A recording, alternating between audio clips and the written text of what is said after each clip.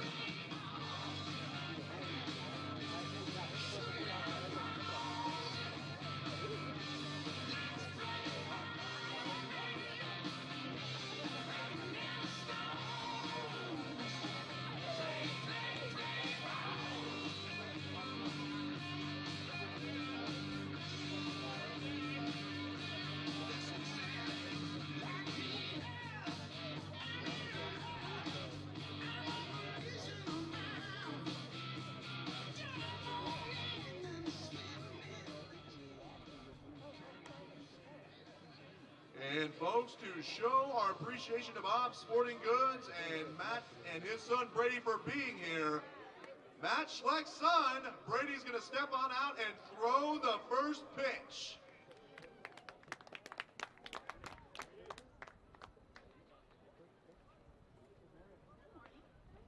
All right, Brady, let's see what you've got.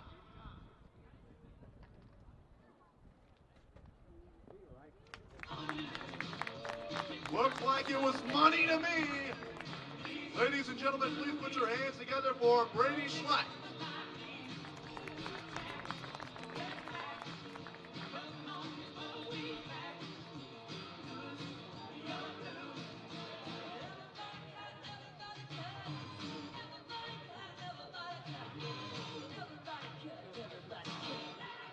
And we wish for our fans to cheer on our next guest, heaving the honorary first pitch. The Cowlitz Black Bears are proud to celebrate the birthday of longtime fan, John Lever, by having him throw tonight's honorary first pitch. Happy birthday, John.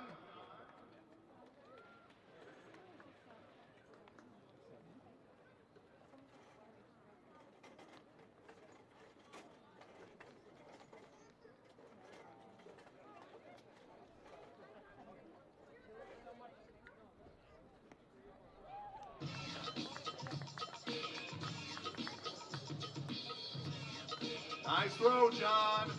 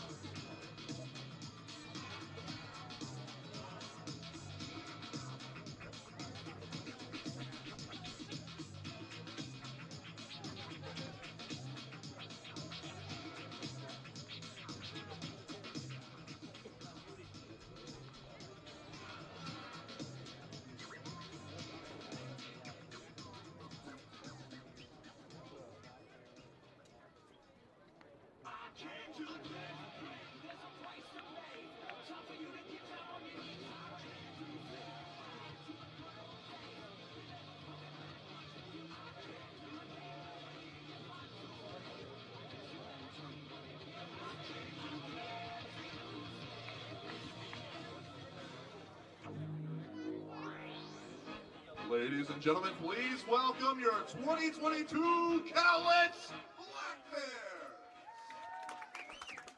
Welcome into beautiful Story Field in Longview, Washington for the home opener of the 2022 season as the Cowlitz Black Bears look to open up their summer at home this evening against one of the newest teams in the West Coast League, the Kamloops NorthPaws. Cowlitz comes in to the three-game series this evening after taking their first series of the season, coming from behind three separate times yesterday in game number 2 of the doubleheader, including putting up 3 in the top of the 7th to win the rubber game down at the Hamlin Sports Complex. It was a fun weekend in Springfield with the Black Bears coming out as victors in their first series of the season. Now they look to carry it over here back at home at Story Field. The first of 4 games here this week in Longview. The 3 games set against Kamloops, then on Thursday against the Cascade Collegiate All-Stars. Brendan Riley here, getting ready to bring you all the action here from Story Field this summer. Thank you for joining me here on your Monday evening. It should be a fun one here tonight. Kamloops comes into today 4-1. Cowlitz 2-1 in the league. The NorthPaws came away with a sweep on their inaugural series against Edmonton back last Wednesday and Thursday. Then they split against Port Angeles over the weekend after game number 3 of that series was rained out, and it ended up being called in the 3rd inning. It wasn't an official game, so that's why Kamloops still stands at 4-1 this season. They were leading 5-2 in that game after they lost game number 1 back on Saturday of a doubleheader 8-2 before winning 5-4 in game number 2 to force the rubber game, but it ended up being rained out. So we have a great game coming up here tonight, and we will step aside and be back with lineups and first pitch when we come back. You're listening to Cowlitz Black Bears baseball here on Butt. Remove your caps as we honor our participating nations with the singing of our national anthems, the Star Spangled Banner, and O Canada. And for those performances, please welcome 1-2, 1-2. Castle Rock Men's Ensemble.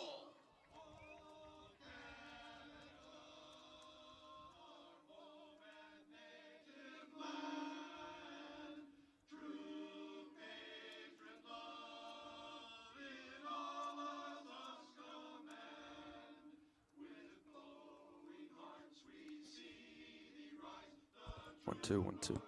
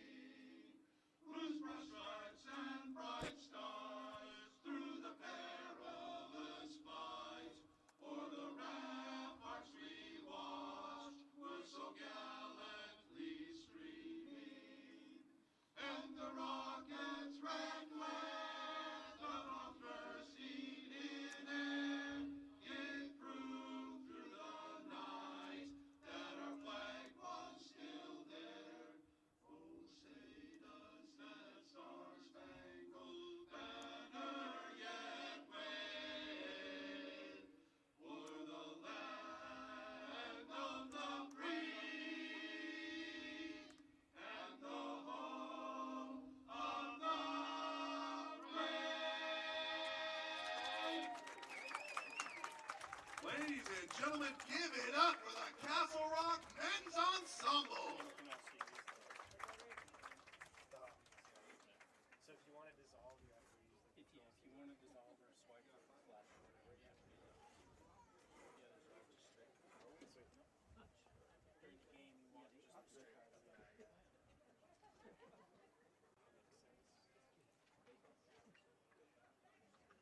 It's time for game number 1 here at Story Field in 2022 as the Cowlitz Black Bears look to keep things rolling after taking their first series of the season down in Springfield this past weekend. Cowlitz coming today at 2-1 after coming from behind 3 separate times in the decisive rubber game yesterday in the second game of a doubleheader between Cowlitz and Springfield after the game on Saturday was rained out down at the Hamlin Sports Complex. They played 2 yesterday with both teams splitting, but Cowlitz ended up taking the series after an 11-6 win in the series opener back on Friday evening. They welcome in the Kamloops NorthPaws, one of the newest teams in the Northwoods League. It's a Story Field here this evening, coming into today at 4-1 on the year, coming off a split against Port Angeles over the weekend after sweeping Edmonton back in their opening series of their franchise history. We are getting set for first pitch here on your Monday evening. Brendan Riley here at Story Field. Pleasure to have you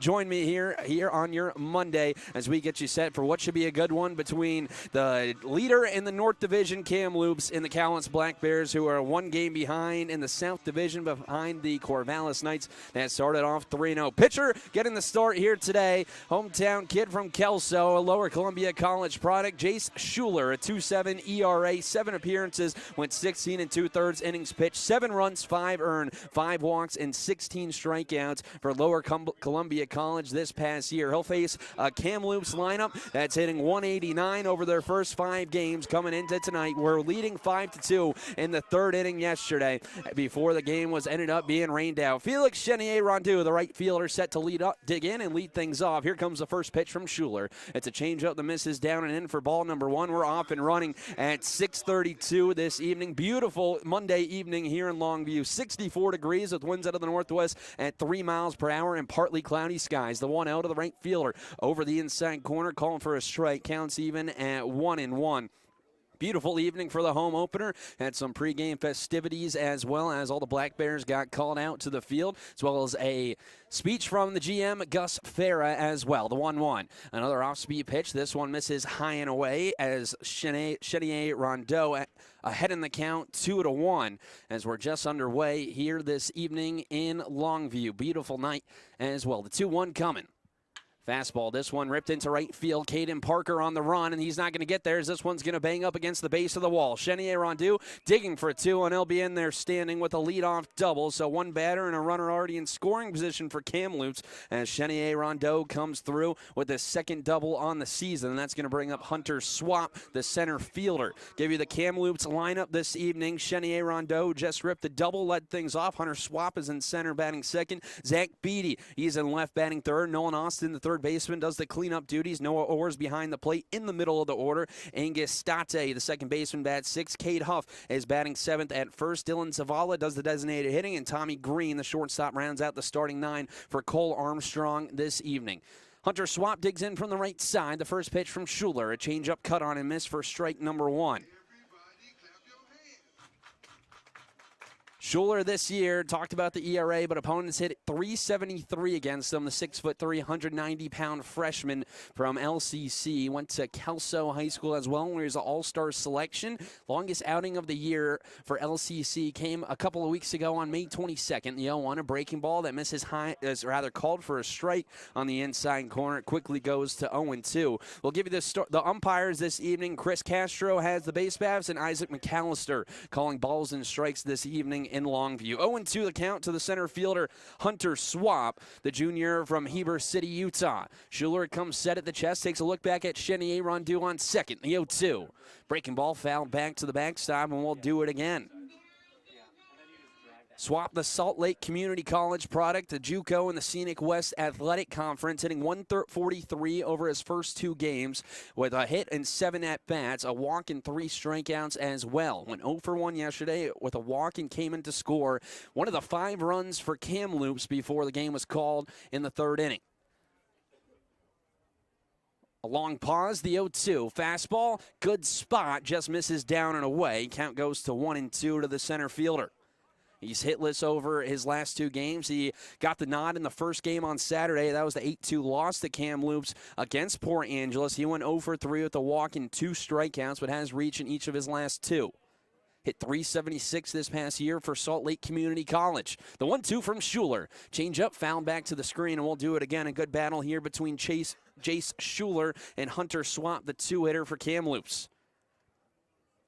The NorthPaws coming into today, hitting .189 as a team, a 3.43 ERA overall. They ended up sweeping Edmonton to open up the season. Back in Kamloops, back on Wednesday and Thursday, played a doubleheader in there as well. Schuler trying to pick up his first punch out. The 1-2. Fastball, broken bat on the left side. Charging in is Schwartz. He gloves it. Will toss over to first. It's going to beat Swamp by a step, but it moves Chenier Rondeau up to third. And so just like that, a runner standing 90 feet away for Kamloops. And it'll be a good time to give you the Cowlitz Black Bears defensive alignment. Going left to right in the outfield, Callan Halverson, Ben Ziegler, and Caden Parker. Brock Bozette, Matt Schwartz, two newcomers to this lineup. On the left side of the infield, Ethan Stacy and John Olson, the reigning WCL player for the week, is at first. And the battery mate to Schuler tonight is Alec Arnone. Here's Zach Beatty, the left fielder. The first pitch. Fastball fouled back. It's 0-1.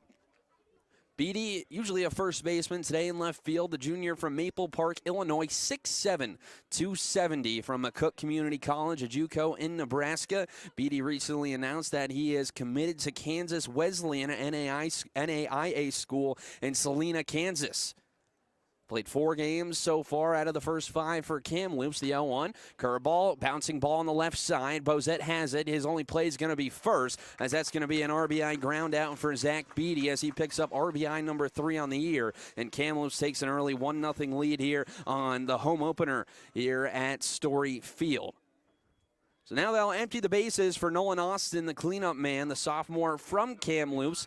Northeastern Oklahoma A&M. Hitting .400 over the first 3 games. He was in the lineup all 3 games, but didn't get any plate appearances over the weekend in Port Angeles. Hitting .400 so far this season. 2 doubles, a walk, and 2 strikeouts to his credit. First pitch from Schuler, a good breaking ball that just misses down and away. It's 1-0. So 1-0 here early on, 2 outs and nobody on in the top of the first inning. Here comes the 1-0 pitch. Fastball, just a little too far outside. Good hitters count now for Nolan Austin. Schuler in his 16 2/3 this season, 5 walks to 16 strikeouts for the freshman. The pitch, fastball, called a strike on the outside corner at the knees, moves the count to 2-1. We've seen Schuler here early on really trying to keep everything outside, especially against the 3 and 4 hitters in Beatty and Austin. You already seen him saw off a bat of Hunter Swamp, the 2-1. Change up, chop foul at the third base line. The count's even at 2-2. A nice job by Schuler coming all the way back from down 2-0 in the count. Couple of newcomers here to this team tonight. Ben Ziegler, Brock Bozette, Matt Schwartz, all getting the nod in the starting lineup. I have seen Bozette and Schwartz here for Cowlitz already this season. Matt Schwartz, of course, an LCC product as well. The 2-2, breaking ball, hit sharply but foul up the third base line, and we'll do it again. Opening night, always a great night to be at the ballpark. Good crowd here at Story Field early on as they're looking to see their Cowlitz Black Bears move to 2 games over 500 in West Coast League play. Here comes the 2-2 once again from Schuler. Just gets a piece of it. And a good battle here from Nolan Austin, who this past season at Northeastern Oklahoma A&M hit .256, 3 doubles, 5 long balls, and 23 RBIs. Hit a .455 slugging percentage, 14 walks to 20 strikeouts. Northeastern Oklahoma A&M went 25-25 this past year. Once again, a breaking ball well outside. Count is run full here to the cleanup man for Kamloops. Kamloops led by Cole Armstrong here this evening.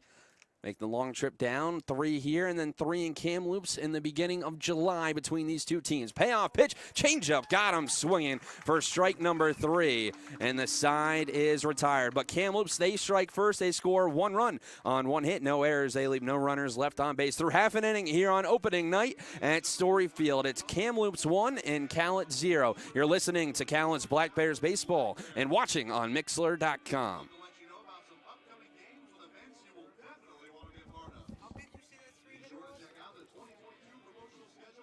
6'7", 275.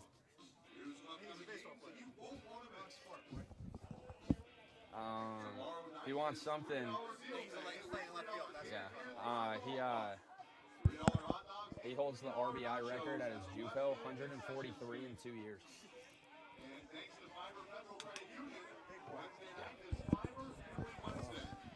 Sounded good? All right, cool.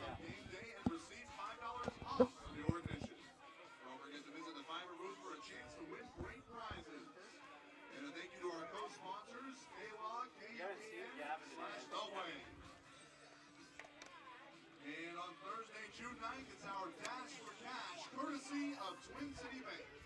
All kids 12 and under get a chance to run the field and fill those pockets. Welcome back to Story Field. Kamloops off to an early 1-0 lead over the Cowlitz Black Bears here on the home opener here in 2022 for the Cowlitz Black Bears back here at Story Field. Brendan Riley here in the press box, bringing you all the action here this evening and all season long, as we'll give you the starting lineup against a right-hander today in Tyrell Chadwick, who will be making a second appearance on the year. His first one came on June 1st against Edmonton. He went 2 1/3 innings pitched, 4 runs, 4 earned, 1 hit, but 6 walks and 3 strikeouts and a 15.43 ERA. Opponents only hit 125 against him, but the 6 walks were an issue for the freshman from Kamloops, committed to Illinois State after pitching for the Okotoks Dogs Black last summer in the WCBL, where he had a 7.65 ERA over 20 innings, 24 strikeouts to 25 walks. Also hit a little bit as well last summer and this summer so far, but now he'll have to deal with this Black Bears lineup, who's hitting .343 over their first 3 games. It'll be a newcomer to this lineup, Ben Ziegler, the freshman from Hawaii, goes to Yavapai JUCO in Arizona, and he's set to dig in after hitting .397 this past year for Yavapai. He digs in from the left side against the right-hander in Chadwick. Big kid out on the mound. He was ready, rocks and fires the first pitch. It's a fastball called a strike on the outside corner. It's 0-1. Give you the lineup 1 through 9 for Cowlitz here this evening. Ben Ziegler, Ethan Stacy, and John Olson. 1, 2, and 3 in the lineup as the 0-1.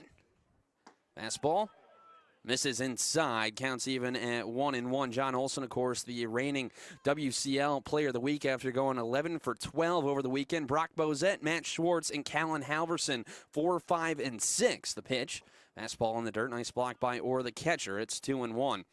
And then Sean Mulcair, Alec Arnone, and Caden Parker, the bottom 3 in the order for Alan Embry here this evening. 2-1 the count to Ben Ziegler here early on. The pitch misses inside, brushes Ziegler off the plate. Count goes to 3-1. A good hitter's count now for Ziegler, 6-foot freshman. Hit .397 this past year, 11 doubles, 4 home runs, and 34 RBIs. The 3-1. Fastball misses high and away. A 5-pitch walk issued to Ben Ziegler here to start off this game. So both teams with their leadoff man aboard in the first inning. We talked about those 6 walks over 2 1/3 for Tyrell Chadwick in his first appearance with Kamloops. And now he has his 7th already this season. Here's Ethan Stacy, the LCC product from Sydney, Australia. The sophomore digs in from the left side. The first pitch, a fastball well high as he's ahead in the count, 1-0. That's now 5 straight balls from Chadwick as there's a runner on first with nobody out in the bottom of the first, with the Black Bears trailing 1-0. Chadwick comes set at the belt, a long pause, the 1-0. Fastball misses high and away, 2-0 the count. You have to think that Brady Corrigan, now the third base coach, might be giving the red light to Ethan Stacy, as a Black Bears hitter has not seen a strike in 6 pitches. Stacy hitting .300 on the year so far over the first 3 games. He's 3 for 10. The pitch above the letters, it's 3-0, as Chadwick's in danger of walking the first 2 batters to set the table for John Olson. Stacy 2 for 6 in the 2 games yesterday. Came in to score twice and 2 RBIs. The 3-0 runs high and tight. A 4-pitch walk issued, as now will be runners on first and second with nobody out for John Olson. Not the start that you want if you're Tyrell Chadwick. You've seen the control issues, saw it in his first appearance with the 6 walks, now with 2 already so far today. Now he has to deal with John Olson, the WCL Position Player of the Week. Kamloops does have the WCL Pitcher of the Week in Colby Ring after he went 6 innings, giving up 4 hits, 1 walk, and 8 strikeouts in his first start. The first pitch to Olson. Fastball dots the outside corner. Count goes to 0-1. That's the first strike that we've seen in a while from Chadwick here early on. No outs, runners on first and second with the Black Bears trailing but threatening in the bottom of the first inning here on opening night at Story Field. Olson 11 for 12 over the weekend, 7 RBIs, 2 walks as well. A pitch, breaking ball in the dirt, nice block by Noah Orr, the catcher, as the count's even at 1-1. I'll give you the Kamloops defensive alignment. Zach Beatty in left, Hunter Swap in center, and Felix Chenier Rondeau in right. Nolan Austin at third, Tommy Green at short, Angus State at second, Kate Huff over at first, and Noah Orr, the battery mate to Tyrell Chadwick this evening. 1-1 the pitch. Breaking ball called on the outside corner. Olson will have to protect down 1-2. He was only retired once over the weekend. A ridiculous clip that came yesterday in game number 1, but he went 6 for 7 with 6 RBIs over the 2 games yesterday. Came through with some big hits in some big moments as well. Had a 2 RBI single in the top of the 7th to cut the lead in half in game number 1 as the 1-2 is fouled off, and we'll do it again. And then in game number 2 in the 6th inning with Callants trailing, he was able to come through with a 2 RBI single. He got thrown out trying to take second base, but then he was able to come up once again, and he came through with the go-ahead single in the top of the 7th to propel the Black Bears to a 8-7 come-from-behind victory in a game they had to come from behind 3 separate times. Time will be called as Olson will step out with Chadwick and Orr having trouble getting the signs. Ziegler on second, Stacy at first with John Olson at the dish. 5 for 5 on opening night back on Friday in his debut. Trying to come through once again. The 1-2. Breaking ball got him swinging for strike number 3. The first strikeout of the season for John Olson as he will head back to the third base dugout, and they'll bring in Brock Bozette. If you remember his name, it's because he was here last year, played 45 games for the Black Bears, hit .263, 5 doubles, 2 long balls, and 33 RBIs. Was at Spokane Community College this past year, committed to Gonzaga in October. The first pitch he sees, a breaking ball that misses high for ball number 1 as he's ahead in the count.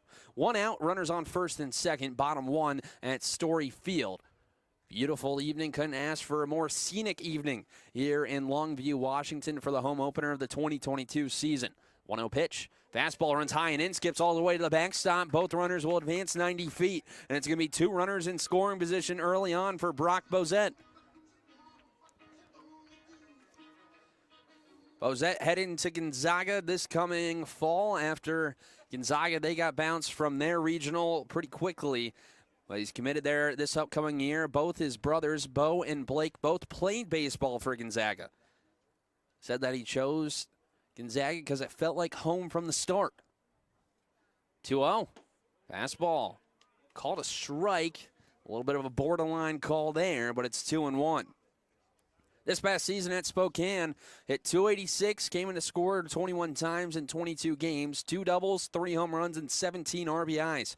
14 walks to 9 strikeouts. The 2-1 pitch. Fastball, he's a little late on it as he shoots it down the right field line. Counts even at 2-2.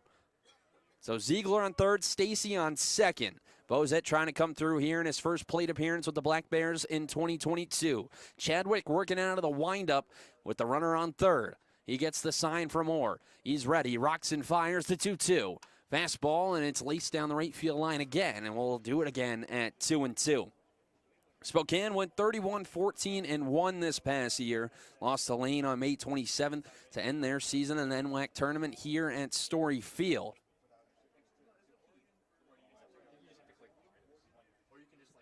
2-2. Fastball got him swinging. Chadwick climbs the ladder, and Bozette goes chasing, and there's 2 gone for Matt Schwartz.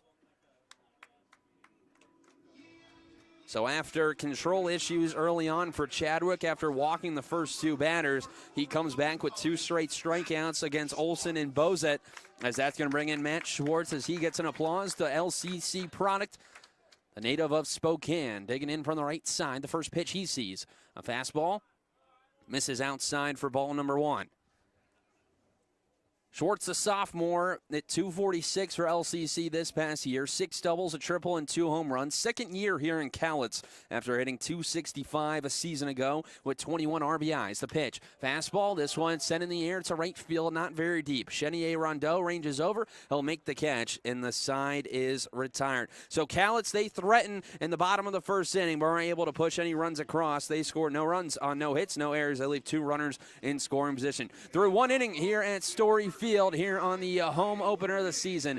It's Kamloops 1 and the Black Bears nothing. You're listening to Cowlitz Black Bears baseball on Mixler.com. All right, so for this game, we have fishnet toss. So what they're going to try and do here is they get 1 chance to toss each fish and try and make it in the net. We have Evan right here and Aiden over here. When you're ready, you can start. Like the fun one to do is the one where they like the big balls will like run together. We got 1 fish in the net. Let's go, Evan and Hayden. 2 fish in the net. All right, we got 2 in the pond. Thank you very much for participating. Back to you. Thank you, Jenna. 40%, that ain't bad, boys, in most sports anyway. Have you done black bears before? So you know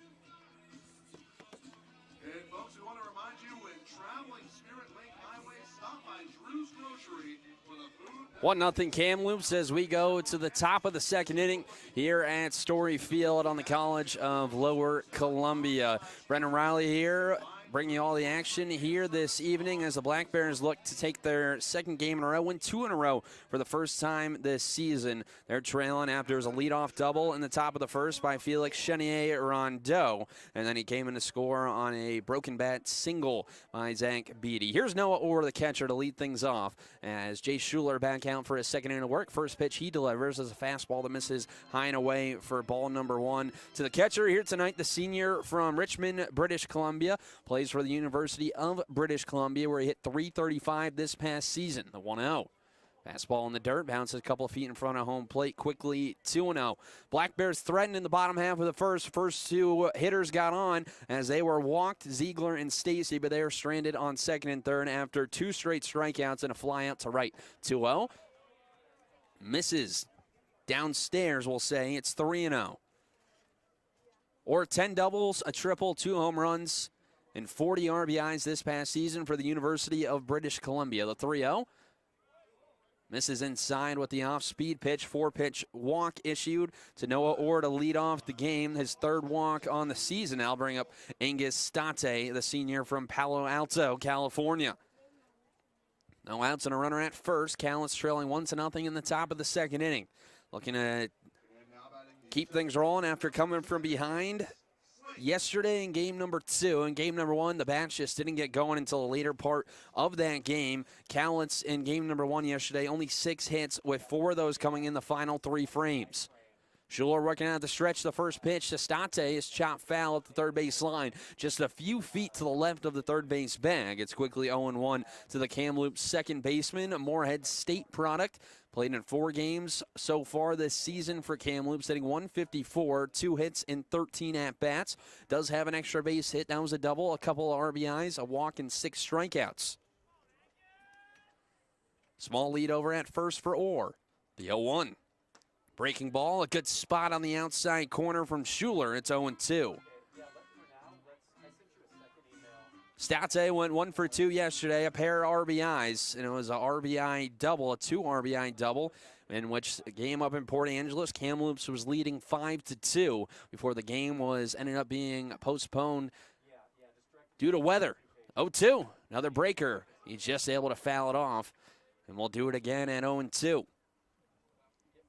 State transferred to Moorhead State from Cuesta College.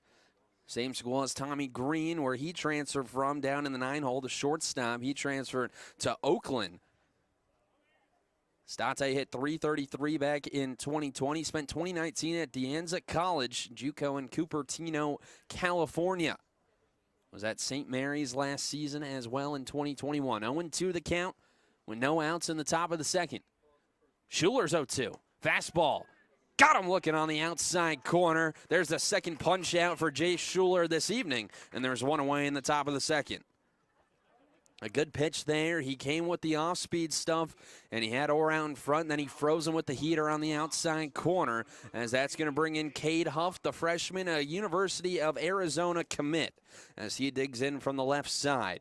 One out, a runner on first in the top of the second inning, just underway here in the home opener of 2022. First pitch to Huff. A breaking ball. Misses outside, a little high for home plate umpire Isaac McAllister's liking, as Schuler falls behind in the count 1-0. Huff, the native of Scottsdale, Arizona, third game for him for Kamloops. 1 hit in 7 plate appearances. The pitch, fastball. This one, it's sent in the air to left center. This one's going to get down in the alley and roll all the way to the wall. Rounding second and heading for third is Orr. He's going to get the green light. Rather, he's going to be held up at the last second, as it's a double for Cade Huff, as it puts runners on second and third with 1 gone in the top of the second inning. The second double of the day for Kamloops, who have come out swinging a hot bat after only hitting 189 over their first 5 games, as that's going to bring in Dylan Zavala. So Schuler going to have to work out of a jam, trying to get out of it once again. Gave up 1 run in the top of the first inning. It was a leadoff double by Felix Chenier-Rondeau. Then a couple of groundouts brought him in before Nolan Austin was sent down swinging. First pitch, breaking ball in the dirt. Nice block by Arnone behind the dish, dropping to the knees as Zavala's ahead in the count 1-0. The junior from Ontario, Canada. Third game for him this season. 1 for 7 so far. 3 strikeouts and an RBI. Did not play yesterday after going 0 for 3 with a strikeout in game number 1 back on Saturday in their doubleheader. The pitch, another breaker. This one called a strike on the outside corner. Counts even at 1-1. Zavala originally committed to New Mexico coming out of high school, has bounced around, spent a couple years at Mount San Antonio College, spent 1 year at Chico State as well. The number 37 catcher in California by perfect game in the 2017 class coming out of high school. The pitch, fastball, brushes him off the plate as he's back ahead in the count 2-1. So Orr on third, Huff on second, with Zavala at the plate. Trying to come through for Kamloops, trying to extend this lead. Jay Schuler has other plans. He comes set at the chest, the 2-1. Another breaking ball, just a little high. 3-1 now the count to Zavala. If January 17th, 1999 sounds familiar to you, well, that was the day Dylan Zavala was born. That's also the night that Mike Tyson bit Evander Holyfield's ear off in a heavyweight boxing match. 3-1, runs inside. It's a walk issued, and the bases are loaded for Tommy Green, the 9-hitter. The second walk of this inning for Jace Schuler, who only had 5 over 16 2/3 innings pitched for LCC this past season. And now he's going to have to make sure he can roll a ground ball here as the corners are going to come in for Callants with the middle infield playing back at double play depth, trying to roll one up the middle. Bases loaded with 1 out for the 9-hitter, Tommy Green. He digs in from the right side, the senior from British Columbia. 1 for 5 so far this season. The pitch, fastball, popped up on the infield on the left side. Brock Bozette will call everyone off as the infield fly rule goes into effect, and that's a big out number 2 for Jay Schuler.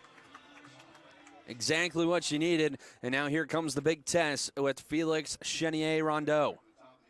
A leadoff double for him has scored the game's only run,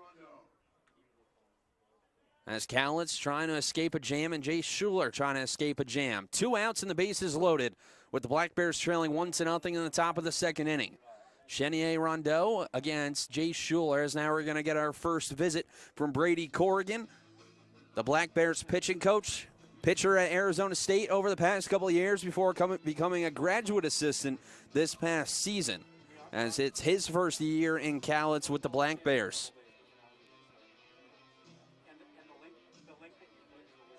A big moment here. Chenier-Rondeau got a pitch over the heart of the plate, and he ripped one into right center.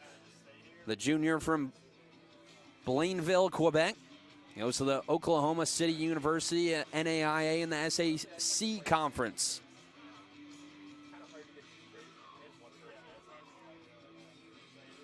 Thank you for joining us here on your Monday evening. Brendan Riley here to bring you the action all season long for the Cowlitz Black Bears as they look to make the playoffs for the first time since 2012 here in their 12th season in the West Coast League. Great crowd here on opening night, only to get better all season long, especially coming up with a lot of good deals on Tuesday and Wednesday as well as Sunday this season.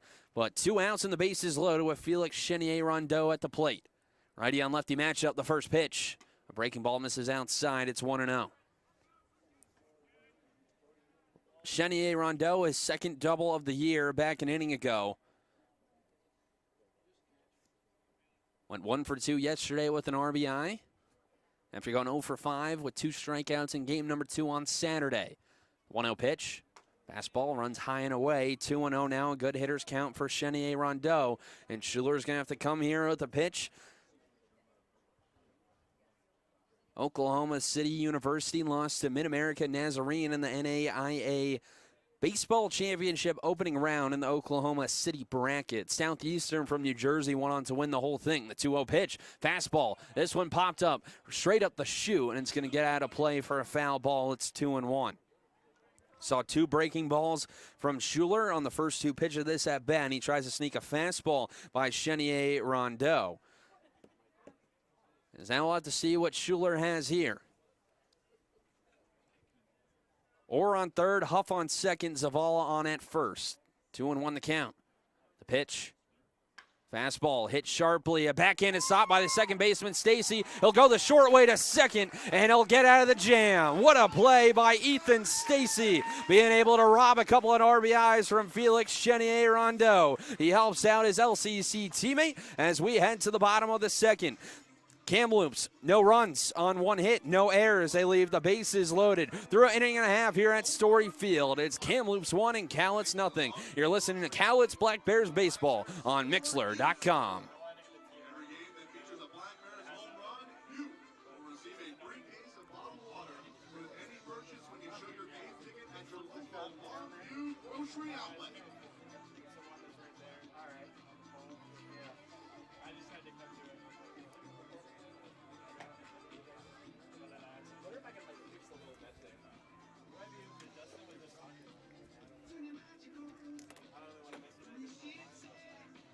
And at this time, we'd like to take the time for a second inning shutout.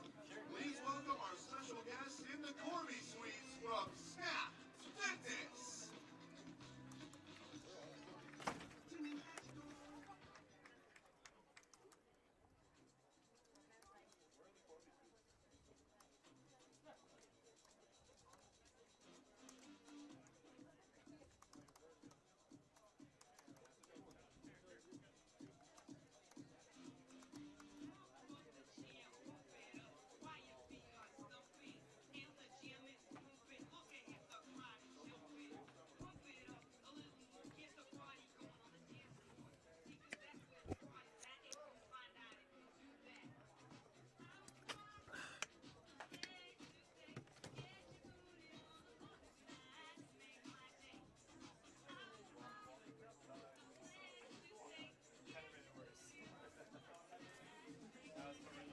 Now batting the left fielder, number 13, from Utah State, Kalen Alderson.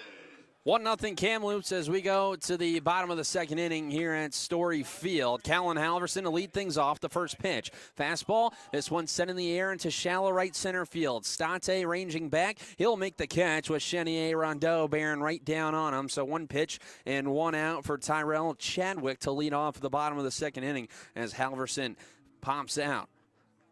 And now batting your designated hitter. So now 1 away for Sean Mulcair. With nobody on in the bottom of the second inning. Cowlitz still hitless so far. He got the first 2 runners on via the walk in the bottom of the first before Ziegler and Stacy were stranded on second and third. Sean Mulcair, the sophomore from Kenmore, Washington, Portland Pilot. 1 for 10 so far this season. Has hit the ball well in every single game. He awaits the first pitch from Chadwick. Here it is. Fastball. Brushes him off the plate a little bit. It's 1-0. Volcare 1 for 6 yesterday, came in to score and a strikeout as well after going 0 for 4 back on Friday, but hit the ball well. Couple of times at the plate, got robbed of extra bases by Cannon Reeder, the center fielder, as the 1-0s popped up and at a play down the left field line. Counts even at 1-1. Second summer in Cowlitz for the Kenmore native. Hit 145 a summer ago, 3 doubles, 5 RBIs with 8 walks to 25 strikeouts. Chadwick seems to have settled down here early on. The 1-1, fastball, jam shot over on the left side. This one's going to end up a souvenir as the count goes to 1-2. Chadwick coming in today had 6 walks. It's now 8 on the season, over 3 2/3 so far. Was missing high, missing really everywhere against the first 2 batters before he reined it in. 1-2 the count with 1 out. Here comes the pitch. Fastball a little high. Counts even at 2-2. Volcare trying to come through here and try to be able to keep the line moving. That's 2-2 the count with 1 out. Volcare has to protect the pitch. Fastball, chop foul over towards the NorthPaws dugout. We'll do it again at 2-2. Volcare only with that 1 hit. He's been seeing the ball really well. Hit a home run last Wednesday against Ridgefield in the non-league game, but the first game of the Columbia River Cup. Putting up a good battle here against Chadwick with 1 out in the bottom of the second. Pitch, breaking ball, and he fouls this one off. Seen a lot of deep counts already from both lineups. For Kamloops against Jace Schuler, and then for the Black Bears against Chadwick. Saw Brock Bozette foul off a bunch of pitches, as Volcare's doing the same here. The 2-2 once again. Fastball well outside. The count is run full. Only the first full count for Chadwick here today. The third count to go to 3 balls. Cowlitz hit .343 over the weekend down in Springfield. They exploded for 16 hits back on Friday. Payoff pitch. Fastball got him looking on the outside corner. An emphatic punch out from home plate umpire Isaac McAllister. That's the 3rd strikeout for Chadwick so far. So that'll bring up Alec Arnone with 2 away and nobody on. He's had a good start here to 2022. Please welcome Alec Arnone. But 2 gone for the catcher, batting in the 8th spot today. The San Diego Christian product, the NAIA school in the Golden State Athletic Conference in Santee, California, right outside of San Diego. First pitch to the catcher. Breaking ball. Called a strike on the inner half. It's 0-1. Arnone 5 for 9 to start out the season. A double and an RBI as well. That came yesterday in game number 2. The 0-1. He goes chasing at the breaking ball. It's quickly 0-2. Didn't start game 1 yesterday in Springfield. Louis Albrecht got the nod. Arnone got inserted back into the lineup. 0-2. Fastball, this one rocketed into center field. Swap on the run will make the catch, and the side is retired. So the Black Bears go down 1-2-3 in the bottom of the second inning. As we move to the third here at Story Field, it's Kamloops 1, and it's the Black Bears nothing. You're listening to Cowlitz Black Bears Baseball on Mixler.com. And now, folks, it is time for the ball catch. Our on-field hostess, Jenna, is back with the details. Thanks, Luke. So for ball catch, we're going to have David down here with his blue bucket, and Carson's going to be down here with his back towards David, just tossing the balls up, and David's going to try and catch as many as he can in a short amount of time. Are you guys ready? All right, 3, 2, 1, go. Let's go, David Carson. Nice catch. I love that thing. There it is. All right, about 10 more seconds. They're naturals. 5, 4, 3, 2, 1. Higher. Thank you guys for participating. Back to you, Luke. Thank you so much, David and Carson. Give them a hand, folks.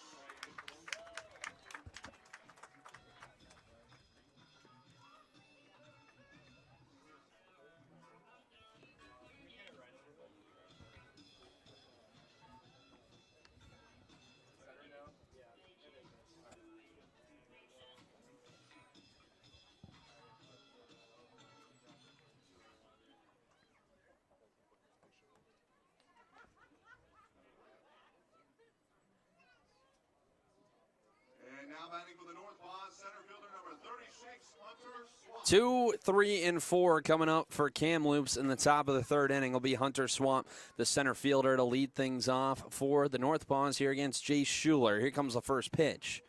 Fastball drops down and away for ball number 1 to Hunter Swamp, who grounded out back in the first inning. Did his job, moved Felix Chenier-Rondeau up to third on the broken bat ground ball before Zach Beatty brought in Chenier-Rondeau for the game's first run and only run. The 1-0 misses outside, 2-0 the count.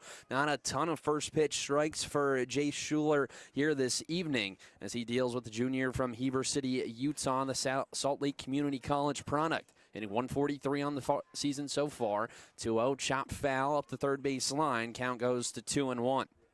Swap this past season for Salt Lake hit .376, 16 doubles, 4 triples, 5 home runs, and 51 RBIs. He's committed to Utah Valley for this season. Will be teammates with the Black Bears left fielder as the pitch runs inside and clips him.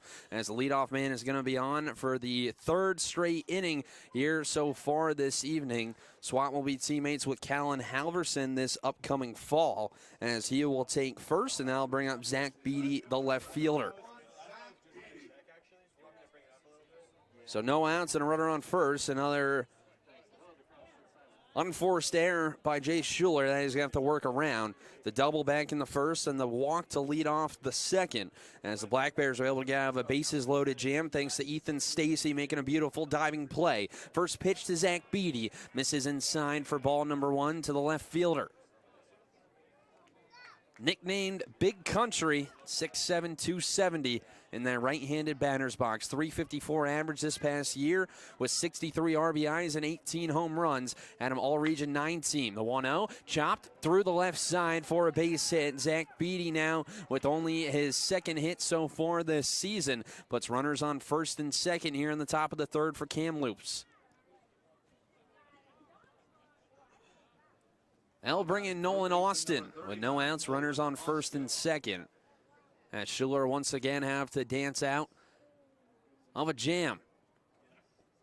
Austin struck out swinging to end the top of the first inning. As Schuler comes set at the chest, takes a look back at second. First pitch, breaking ball. Misses high and away for ball number 1 to Austin. Austin coming in today hitting .400 on the year, now has 3 strikeouts. First time in the lineup since 4 days ago against Edmonton back in the franchise opening series for this Kamloops NorthPaws team in the West Coast League. The 1-0, a little too far off the outer half, 2-0 now the count. Kamloops supposed to play last year in the WCL, but due to COVID regulations with Canada, were not able to join the league, but now one of 6 new teams. There are 4 new teams and 2 returning teams to the West Coast League here in 2022. 2-0. Fastball a little too far outside. Count moves to 3-0. Taking a look at this Black Bear schedule coming up this season. A lot of fun trips coming up. They have the 3 games here at home against Kamloops before the Cascade Collegiate All-Stars come into Story Field on Thursday. And then the Black Bears will make the trip to Walla Walla to play the Sweets coming up this weekend out in the east of Washington. 3-0 now the count to Nolan Austin with runners on first and second and nobody out so far here today. 3-0. Hit me over fastball, calling for a strike. Count moves to 3-1. It's Walla Walla this weekend. 7:05 on Friday and Saturday, and then 6:05 on Sunday before the Black Bears will have a day off on Monday before welcoming in the Corvallis Knights for a 3-game set next Tuesday, Wednesday, and Thursday back here at Story Field. 3-1. Fastball misses inside. Second walk of the inning now issued by Schuler, and it loads the bases for Noah Orr. That looked like a good pitch from where I am. Might have just been a little too far off the inside corner for Isaac McAllister's liking, as now Alec Arnone is going to come out and talk to the right-hander. Couple of promos coming up this week. Tomorrow, $3 Tuesday here at Storyfield. Tickets $3, domestic beer $3, as well as hot dogs and nachos all at $3. And then coming up on Wednesday, it's the first Fiber Family Wednesday here at Story Field as you will get $5 off if you show your Fiber Credit Union card at the gate when you're purchasing tickets here at Story Field. And then you can't forget about Kids Sundays as well. 2 tickets free for kids 12 and under with a paid adult ticket here at Story Field. 5 dates for each of those games here in 2022 as Noah Orr digs in from the right side. Bases loaded and nobody out in the top of the third. First pitch, a big hack there from the catcher as he fouls it off his front foot. It's 0-1. 3 hits for Kamloops so far today. And a couple of walks as well. Now 4 walks issued by Jay Schuler. As the bases are loaded for the second straight inning, Black Bears able to get out of a bases loaded jam with 1 out in the top half of the second. Now find it with no outs. The pitch, fastball, this one lifted in the air to right center. On the run is Ziegler. It's going to drop down for a base hit. Coming in to score from third is Swap. He'll be the only one as it's an RBI single for Noah Orr, and Kamloops doubles their lead. It's 2-0 in the top of the third inning.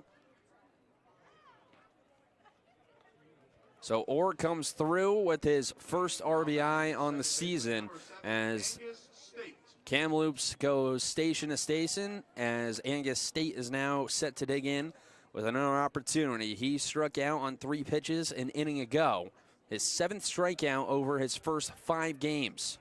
The senior from Palo Alto, California, standing at 6 foot 185. First pitch, a front door breaking ball called for a strike on the inner half. It's 0-1.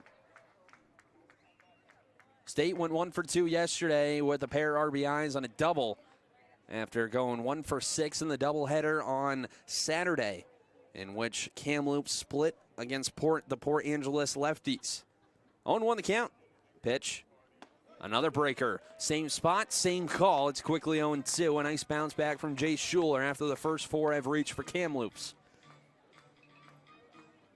If Schuler can keep it at 2, you'll take that as a victory if you're the Cowlitz Black Bears, after the bases being loaded with nobody out here in the top of the third inning. Schuler comes set, looking for a big punch out. The pitch, breaking ball, popped a mile high into shallow center field. Coming in is Ziegler, settles under. He'll make the catch. There will be no tag as the throw comes back in. A good throw and a good call by Zach Beatty, not tagging up, as there's a big out number 1 here in the top of the third inning. So Schuler able to get out number 1, as that will bring in Cade Huff. Huff with a double back in the second, ripped one into left center. As now 1 out, the base is still loaded with the Black Bears trailing 2-0 in the top of the third inning. Huff, a University of Arizona commit. First pitch, he chases the changeup. It's 0-1. Arizona playing in the Coral Gables Regional with the number 6 seed Miami Hurricanes last night. If you missed it, well, you missed one heck of a ball game. Miami leading 3-2. They have their All-American closer Andrew Walters coming in. So 0-1.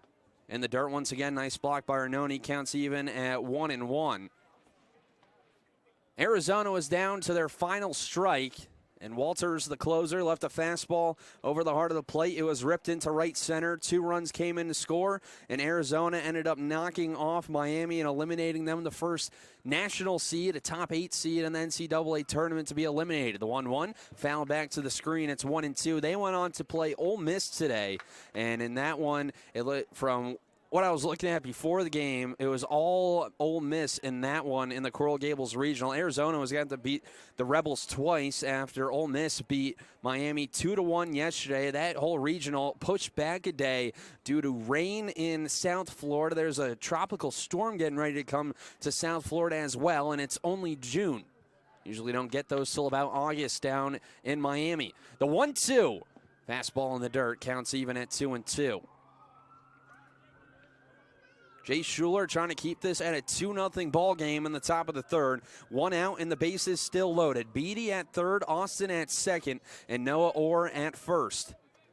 Cade Huff trying to come through here for Kamloops, but Jay Schuler trying to put him down. The 2-2. Changeup got him swinging for strike number 3. Beautiful pitch. He had Huff out in front earlier in that bat in the same spot, and he retires Huff for out number 2, the 3rd strikeout of the day for Jay Schuler. So now it's Dylan Zavala's turn with 2 outs and the bases loaded. Cowlitz trying to keep this at a 2-0 game. Zavala walked back an inning ago and was left at first base after Felix Chenier-Rondeau grounded out. First pitch, a backdoor breaking ball, a little too far outside as Zavala's ahead in the count 1-0. Was a great weekend, though, for college baseball. I saw Oregon State end up advancing, one of the top 4 seeds in the NCAA tournament. Stanford with a little bit of trouble. The number 2 overall seed, they have Texas State in their regional. Those 2 teams are playing today. The winner going to the Super as the 1-0 runs high and in. It's 2-0. Earlier today, Michigan and Louisville played an all-time classic as well in the Derby City. Michigan came all the way back, took a big lead. Louisville came storming back, and Cameron Masterman was the difference for the Cardinals, putting a 2-run homer over the left field wall in the 8th. The 2-0. This is down and away, 3-0 now. Schuler nowhere to put. Zavala is going to have to come to him. Bases loaded and 2 outs in the top of the 3rd inning. Black Bears trying to win their 2nd straight game for the first time this season. 3-0. Fastball inside. 4-pitch walk is going to bring in Zach Beatty from 3rd. And Kamloops takes a 3-0 lead in the top of the 3rd inning. And now batting shortstop, number 11, Tommy. The 5th walk of the day for Jay Schuler, as that'll bring in Tommy Green. He popped out with the bases loaded back in the 2nd. Here's a big out, number 2, before the Ethan Stacy diving play out at 2nd. 2 outs with the bases still loaded. Schuler working from the stretch, the first pitch. Fastball, tap foul, it's 0-1. Green, the senior from British Columbia, Oakland University product, now 1 for 6 here over his first 5 games for the Kamloops NorthPaws. 1 for 2 yesterday with the strikeout and came in a score as well in the game that was called in the 3rd inning. After going 1 for 4 back in the doubleheader on Saturday with 3 walks and 2 strikeouts. 0-1. Fastball, rip foul at the 3rd base line. It's 0-2 as now the sun's starting to set here in Longview. It's turned into a very nice night. It was overcast for most of the day, and now it's cleared up, and it's a beautiful night for baseball here in Longview, Washington. 0-2 the count with 2 outs as Schuler's trying to get out of this with only 2 runs let in. He comes sent, working from the first base side of the rubber. The 0-2. Breaker, this one lifted into left, charging in. It's Halverson. He's got the play in front of him. Coming in the score from 3rd is Austin with the runner from 2nd, or getting the green light. He's going to come in to score as the throw goes all the way to the backstop. As the runner from 1st, Zavala, takes 3rd, and Tommy Green takes 2nd on the throw. And just like that, it's 5-0 Kamloops here in the top of the 3rd. The 9-hitter coming through as that's going to bring out Alan Embry, and that might be the night for Jay Schuler. Embry making the slow walk out to the mound. And he's going to take the ball from the LCC product, and we will have a pitching change here in the top of the 3rd inning. 2 outs and runners on 2nd and 3rd with 4 runs already in for Kamloops. It's 5-0 NorthPaws over the Black Bears. You're listening to Cowlitz Black Bears Baseball on Mixlr.com.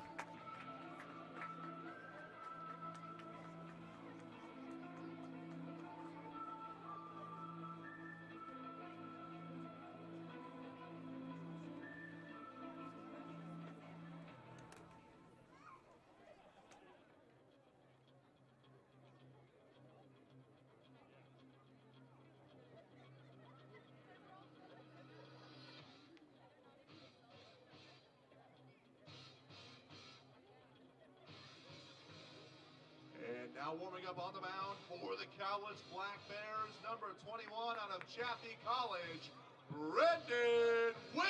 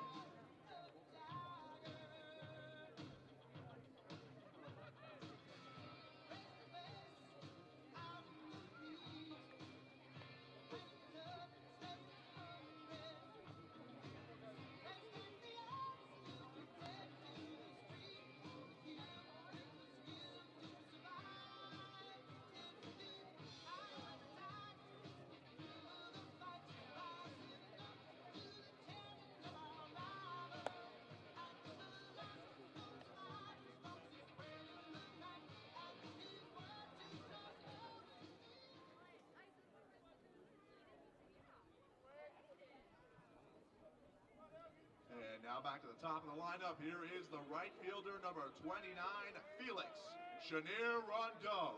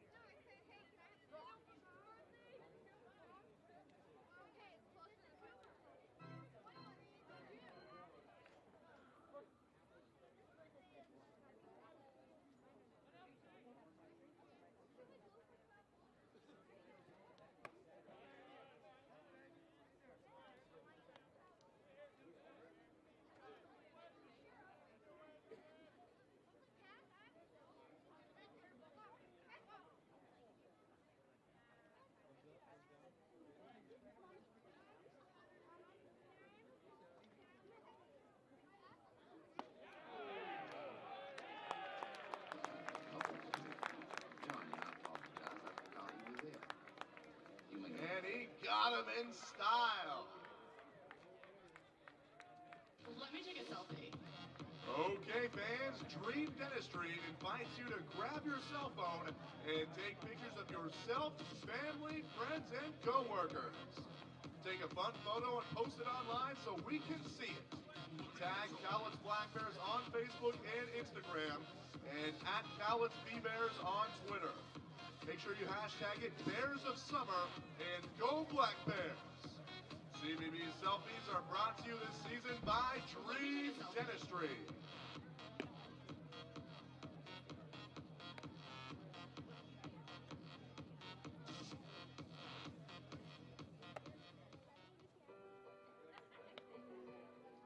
And a special thank you to one of our sponsors, your locally owned McDonald's in Longview and Woodland.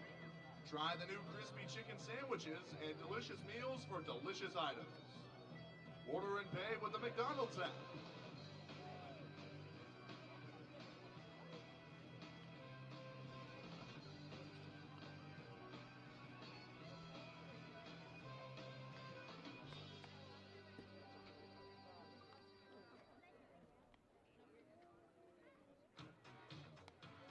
And also thank you to Woods Logging Supply, your one-stop shop for the logging, Here maritime, at Story and Field, construction 4 runs industry. in the top half Woods of the has third what you need for the for Black hard Bears, work as at now will home be or on 9, the 1, and job. 2. Caden Parker, Find Ben them on Ziegler, Facebook and Instagram Ethan at Woods Stacy Logging due up Supply. after Or give them a the call first at 2 batters of the game. 320-577-8030. Pitcher for Kamloops Go to and the Tyrell Woods. Chadwick has Woods really Logging settled in. Supply. He's retired each of the last 6 batters for Cowlitz, as the Black Bears still being held hitless as we go to the bottom of the third here in Longview. Caden Parker set to lead things off here against Tyrell Chadwick, as he will dig in from the right side, the freshman from Westland, Oregon. 2 for 7 so far this season. He's coming to score twice, an RBI, 2 walks, and 2 strikeouts to his credit so far. Did not play on Friday, missed the game in the 11-6 victory. As the first pitch he sees, he shoots it down the right field line, but foul as he goes to 0-1. 2 for 7 yesterday, and the doubleheader had himself towards the top of the order, rather the leadoff man for Cowlitz in each of those 2 games. Now moves down to the 9th spot with the addition of Ben Ziegler into the leadoff spot for Alan Embry here this evening. The 0-1 fastball Called a strike on the inside corner. It's 0-2. He'll have to protect 3 strikeouts, 2 looking and 2 swinging and 1 looking, to Tyrell Chadwick's credit so far. He's looking for number 4 right here. The big righty rocks and fires the 0-2. Fastball misses outside. That was a good spot there from Chadwick, but Parker able to lay off, and now the count runs to 1-2. Parker hit .310 this past year for Clark, with 3 doubles, 2 triples, and 2 long balls. The 1-2, breaking ball chopped on the left side. Green into the 6-hole. Gloves it. The throw on the run is not going to be in time as it skips away from Cade Huff. You have to think they're going to call that a base hit. Looked like he beat it out. So Caden Parker, he'll be the leadoff man on, and it is a base hit. That's the first one of the game for Cowlitz, as that's going to bring up the top of the order in Ben Ziegler. And back to the top of the lineup we go. Now so no outs and a runner on first. Black Bears trying to cut into this 5-0 deficit in the bottom of the 3rd inning. Came back 3 times yesterday against Springfield in the 8-7 victory in game number 2. Ben Ziegler walked on 5 pitches his first time up. First pitch, fastball, misses inside. It's 1-0. Ziegler, second team all-conference at Yavapai this past season after hitting .397, 11 doubles, 4 home runs, and 34 RBIs. The 1-0, there goes Parker for second. The throw down is not in time. Caden Parker, 3 for 3 now on stolen bases this year after going 15 for 16 for Clark this past season. As he swipes second base, a runner into scoring position now with no outs in the bottom of the 3rd. Ziegler trying to come through here. The 34 RBIs this past season, the native of Hawaii. The second team all-conference, second team all-region as well. The 1-1, fastball, misses down and in. It's now 2-1. Yavapai lost to Central Arizona, who mentioned in the previous half inning, and the NJCAA Region 1 semifinal. Central Arizona swept the 2-game series, the 2-1. Ziegler pops it up foul on the left side, and it's out of play, and the count goes to 2-2. But a good year for Yavapai, 36-19-1 overall. Just ran into a buzzsaw and a team that became the champions of the JUCO world. But in that 2-game series, they were outscored 23-5. 17-3 as the 2-2's lifted in the air to shallow left field. Charging in is the left fielder Beatty. He'll get there and make the catch for out number 1. So Ben Ziegler now 0 for 1 in his Black Bears debut. Now batting the so that'll bring in Ethan Stacy here today. He walked back in the first and was stranded on second base. Stacy! So 1 out and a runner on second in Parker. If anything get into the outfield, you have to think Brady Corrigan's going to be given the green light in the third base's coach's box. The Black Bears back on Friday, and they put up 11 runs, but they could have had a lot more. They left 13 on base as the first pitch well outside and high to Stacy. It's 1-0. And in game number 2 of the series, they left 8 on base as well, so 21 over the first 2 games before they left a lot on the base paths yesterday in game number 3 as well. 1-0 the count, the pitch. Fastball above the letters, it's 2-0. You take away the errors in game number 1 yesterday, Cowlitz, they ended up with 3 of them. The Black Bears probably come away with a clean sweep of the Springfield Drifters, one of the newest teams to the West Coast League, who opened up their home schedule as the 2-0 misses high and inside. It's 3-0. The inaugural game was Friday at the Hamlin Sports Complex, and well, Cowlitz came in and took care of business with that 11-6 win. The 3-0. Fastball nowhere close. 4-pitch walk to Ethan Stacy in his second at-bat. Much like his first at-bat, there'll be runners on first and second for the WCL Player of the Week, John Olson. And now batting the first baseman, Olson, number a 47, strikeout victim, his is first your time West up. Coast League He's now 11 for Player of the 13 Week. this season. Give it up for John Olson. Olson will dig in from the right side, trying to come through. 7 RBIs on the season over his first 3 games. 6 RBIs a day ago in the doubleheader. First pitch, a breaking ball in the dirt. Nice block by Orr, sliding over to his right as Olson's ahead in the count, 1-0. Now 5 straight balls from Tyrell Chadwick. Saw that back in the first inning between Ziegler and Stacy. He threw 7 straight balls. Then he came in and punched out Olson and Brock Bozette. 1-0. Fastball. This is high once again. Olson in a good hitter's count, up 2-0. Parker on second, Stacy on at first. You got speed on the base pass wherever you look. Stacy with a stolen base already so far this season. And Parker now 3 for 3. Seeing a double steal already once this season, the 2-0. Fastball, Olson thought about it, able to lay off, and a good call as it misses inside. He's ahead in the count, 3-0. Brock Bozette is on deck as the Black Bears trying to chip in to this 5-0 deficit as they trail Kamloops. The 3-0 pitch. Fastball. Called a strike on the outside corner. It's 3-1.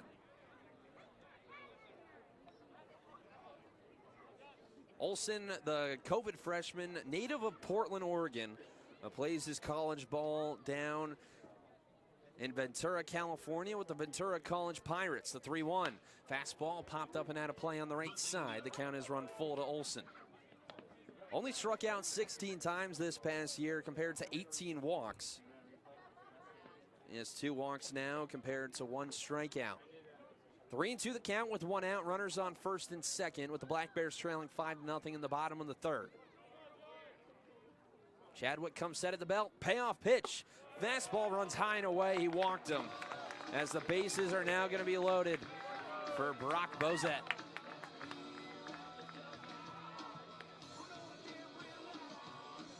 Now the 4th walk for Tyrell Chadwick.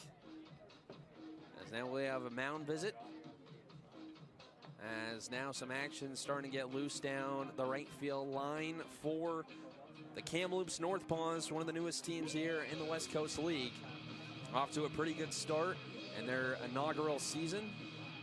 4-1 so far, a 3-game sweep of Edmonton last week at home before splitting the series against the Port Angeles Lefties.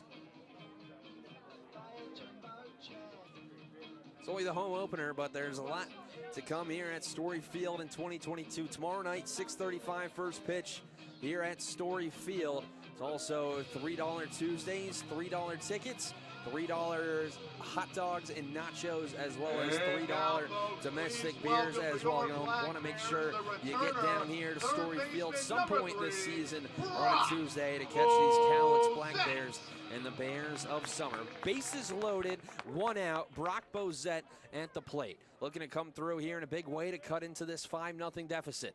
Chadwick back working for the windup, the first pitch. Fastball, Bozette pops it up down the right field line. This one's going to tail out of play, become a souvenir for some of the young kids down right beyond the first base dugout. So 0-1 the count to Bozette, struck out swinging back in the 1st. The sophomore committed to Gonzaga. Spent this past year at Spokane Community College. Trying to come through in a big way. 17 RBIs for Spokane this past season. The 0-1, he fouls it off his front foot. It's 0-2. Bozette originally started off at San Francisco with the Dons. His brother, Bo, played with San Francisco as a grad transfer back in 2016. Now he's heading to Gonzaga as well, where both Bo and his other brother, Blake, played. He's going to have to protect the 0-2. Fastball, he's just able to shoot it off on the right side, and we'll do it again at 0-2. Bozette hit .385 back in 2021 for Spokane, where he earned first-team All-Region and second-team All-America honors for his effort.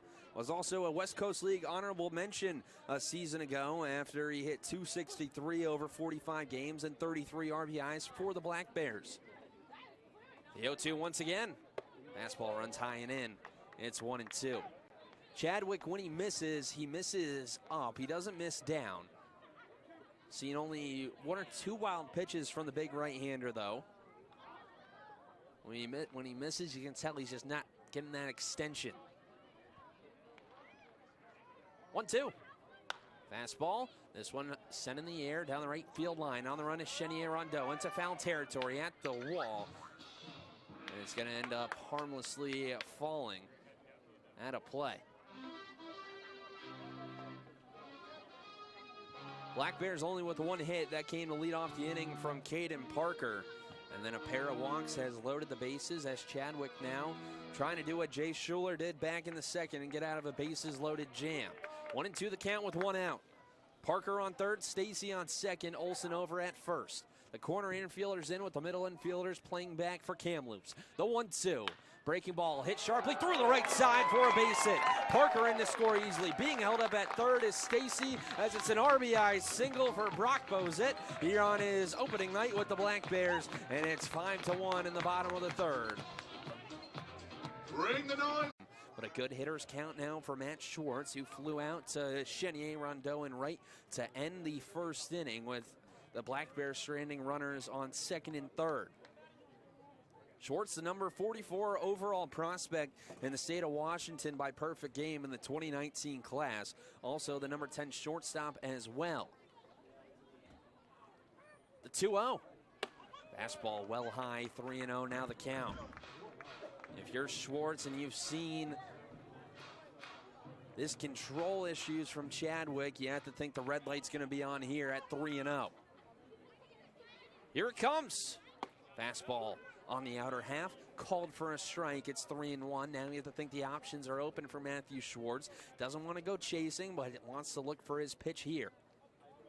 Wants to try to drive and turn on something. The 3-1 fastball, a pitcher's pitch on the outside corner at the knees. It's a full count. Second full count this inning. John Olsen was able to draw a full count walk 2 batters ago. Black Bears' most threatening inning so far. The payoff pitch. Fastball got him swinging for strike number 3. What a comeback from Tyrell Chadwick from 3-0 down. Just paints the outside corner with 3 straight pitches. And Schwartz is retired for out number 2 in the bottom of the third. The left fielder, number 13. But that'll bring in Callan Halverson. State. 2 outs, bases still loaded. And the Black Bears trailing 5-1. Halverson popped out his first time up. The first pitch he sees. A fastball. Once again, an absolute pitcher's pitch on the outside corner. It's 0-1 to Halverson. Callan Halverson, Northern Oklahoma Enid Jet, now going to Utah Valley this upcoming season. Hitting .308 so far. The pitch, he chases a high heater. It's 0-2. A double, 2 RBIs, 2 walks, and 2 strikeouts for Halverson so far this season. The Guthrie, Oklahoma native. At .351 for the Jets of Northern Oklahoma Enid this past season. The 0-2 got him looking on the outside corner, and the side is retired. So Cowlitz, they start to chip away at this lead. They score 1 run on 2 hits, no errors, but they leave the bases loaded. We head to the top of the 4th here in Longview. It's Kamloops 5 and it's Cowlitz 1. You're listening to Cowlitz Black Bears Baseball on Mixler.com.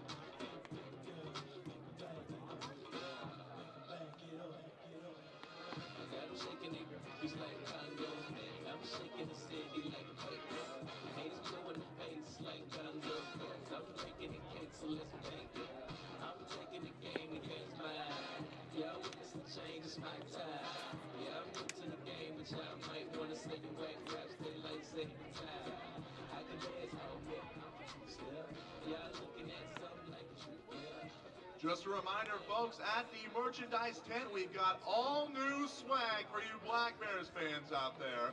And of course, you can stay refreshed and full by heading on over to the concession stand. Got plenty portable foods for you to choose from. 5-1 Kamloops as we go to the top of the fourth here at Story Field as the sun starts to set here in Longview, Washington. Brandon Wedge back out after he was able to strike out Felix Chenier-Rondeau to end the third with still a big opportunity and the bases loaded. First pitch comes in for ball number 1 to Hunter Swap, the second baseman. Can give you the final line for Jay Schuler. 2 2/3 innings pitch, 5 hits, 5 runs, all earned, 4 walks and 3 strikeouts. 1-0 the count to Hunter Swap, the number 2 hitter. The pitch, he goes chasing in a fastball down and away. Counts even at 1-1. Swap got the inning going in the top half of the third. He walked and came in to score the second run of the game as Kamloops leads 5-1. The 1-1 pitch, a fastball misses down and away.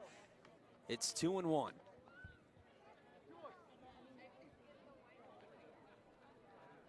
Swap hitting so far this season.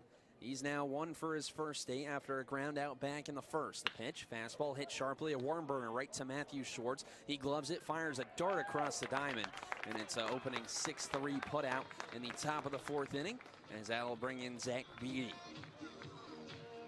Reminder that on Wednesdays here at Story Field this season is Fiber Family Wednesday. $5 off tickets at the gate if you buy your tickets at the gate and show your Fiber Federal Credit Union card.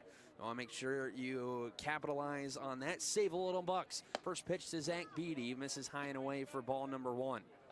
Beatty 1 for 2 so far this evening. A ground out with an RBI back in the first, and then he singled and came in to score an inning ago. The 1-0 pitch from Wedge. A fastball called a strike on the outside corner. Counts even at 1-1. Wedge now trying to eat up some innings for Alan Embry and Brady Corrigan after Jay Schuler couldn't get out of the third. The 1-1. Fastball, a good spot that has Beatty swinging at. It's 1-2. Wedge, when he can keep the fastball outside, he can be really effective. I have to think here that you go outside, might want to come inside, try to change and try to jam on the 1-2. Got him swinging for strike number 3. Went back to the same spot on the outer half, and Beatty couldn't catch up to it. And there's 2 gone quickly in the fourth. First inning so far that the leadoff man didn't get on for Kamloops, as Nolan Austin set to dig in as he's 0 for 1 in the day. A strikeout to end the first, then walked an inning ago. One of the 4 walks issued by Jay Schuler this evening. First pitch from Wedge. Fastball, cut on and miss. Austin swinging a sword at the plate. It's 0-1. Nolan Austin, the sophomore from Kamloops, hitting .400 coming into today. The 0-1. Fastball misses down and away. Counts even at 1-1. A little bit of a amoeba strike zone from Isaac McAllister here today. It's been moving really all over the place, the 1-1. Fastball, that one's a ball. Counts 2-1. 2 outs and nobody on in the top of the fourth. Callan still trailing 5-1. They're able to get 1 back in the bottom of the third on the RBI single by Brock Bozette. The 2-1 pitch, a little too far outside. It's 3-1. Noah Orr is on deck, the catcher, if it should get to him. But Brandon Wedge trying to get through a 1-2-3 top of the fourth inning. Here comes the 3-1. Fastball hit right back to him, and he gloves it. And he's going to take a few steps and toss it over to first. And it's a 1-2-3 top of the fourth for Brandon Wedge, who feels the position to close it out. We're through 3.5 here at Story Field. It's Kamloops 5, and it's the Black Bears nothing. You're listening to Kamloops Black Bears Baseball on Mixlr.com. And now, folks, the Kamloops Black Bears would like to take this moment to thank our military and first responders for their service. If you are active military or a veteran, law enforcement, fire, or medical personnel, please stand and be recognized here tonight. Folks, give them a round of applause. Thank you to all of our heroes.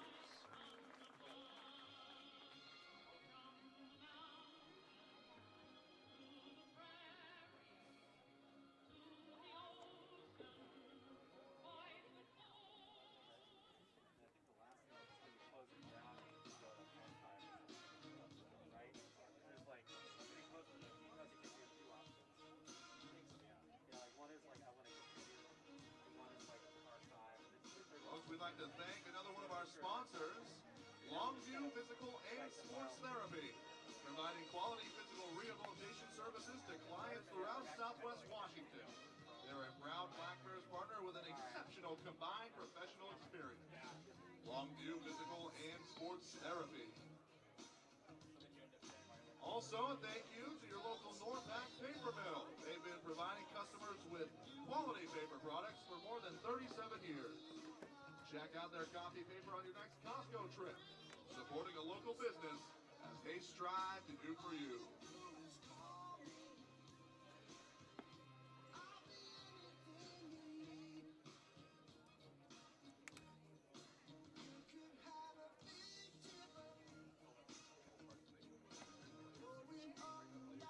And your attention, please, now on the bump for the Kamloops NorthPaws.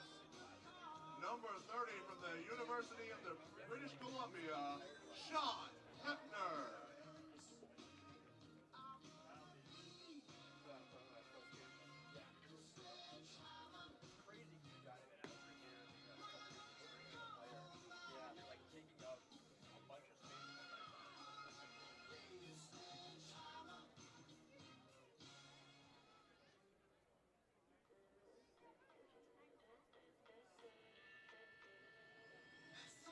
And now batting number 7 from the University of Portland, he is your designated hitter, Sean Mulcair. 5-1 going to the bottom of the fourth here at Story Field as Sean Mulcair set to dig in against the new pitcher into the game, Sean Hefner. The big righty rocks and fires first pitch. Fastball called a strike on the outside corner, and Mulcair showing bunt. It's 0-1. Final line on Tyrell Chadwick, the starter for Kamloops this evening. 3 innings, 2 hits, 1 run that was earned, 4 walks, and 5 strikeouts. The 0-1. Fastball in the dirt, counts even at 1-1 from the new arm into the game. Sean Hefner has made 1 appearance so far this year. That came back on June 1st in their 8-7 win against Edmonton. Went 2 2/3, 2 runs, 1 earned, where he walked 3 and struck out 1. As the 1-1's fouled back, it's 1-2. Point Roberts native from the University of British Columbia. 6'3", 215-pound hurler.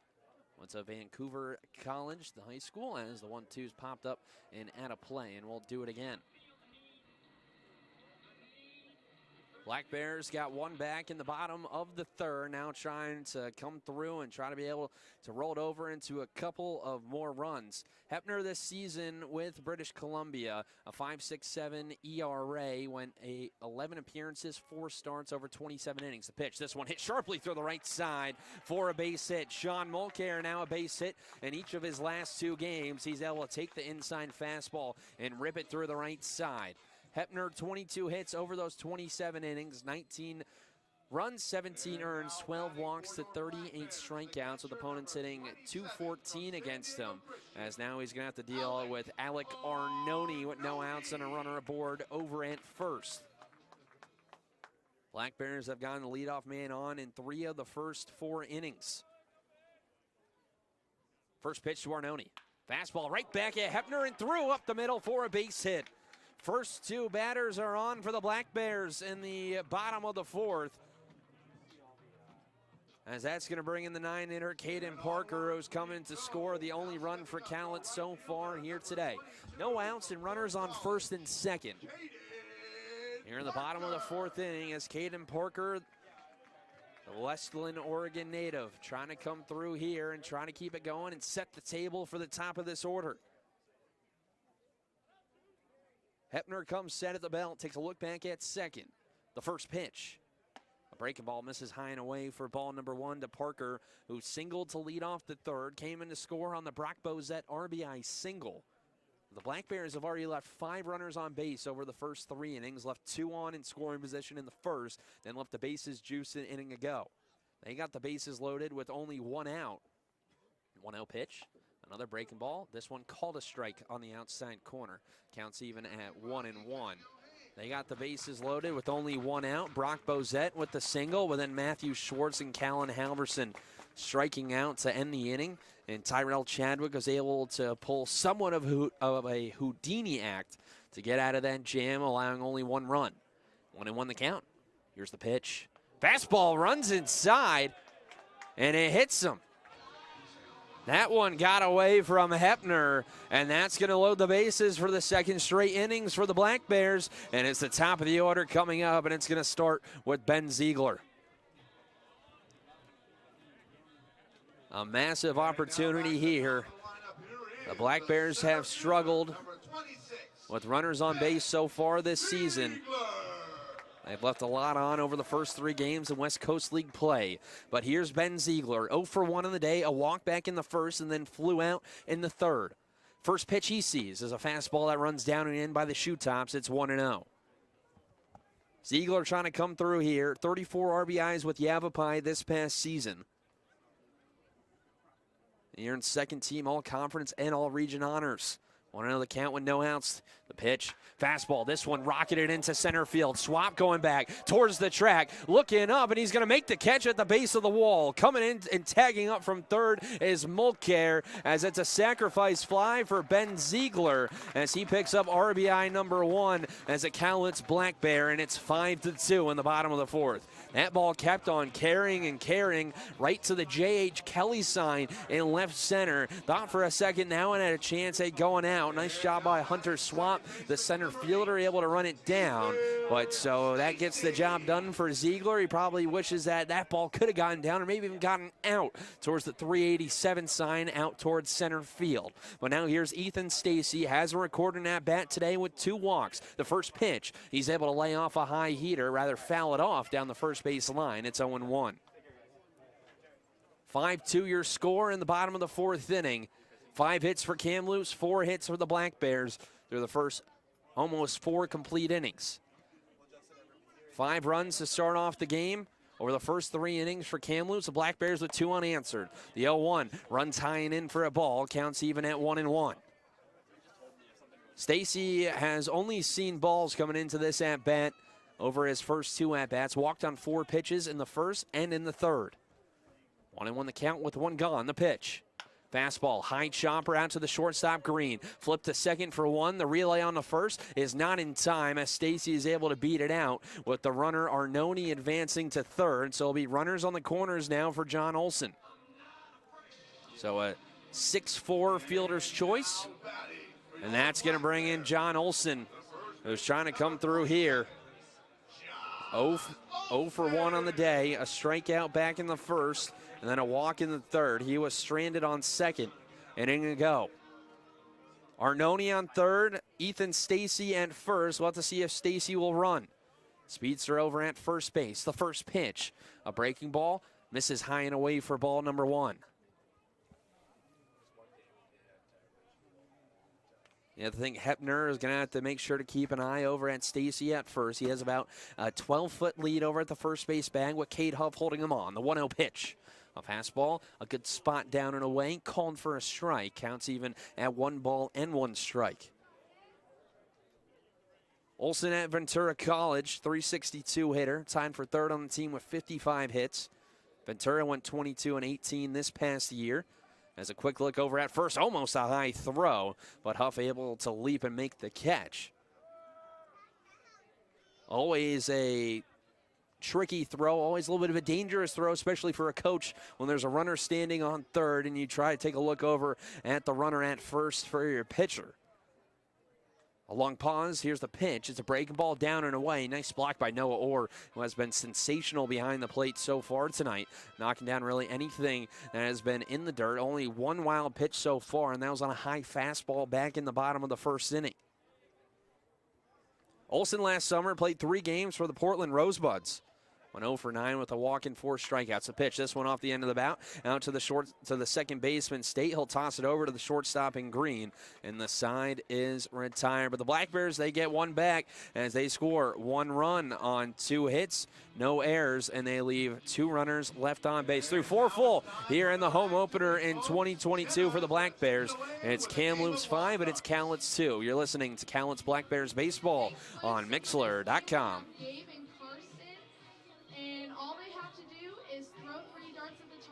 Try to make it on the bullseye. Up first is Gabe. All right, Gabe, here we go.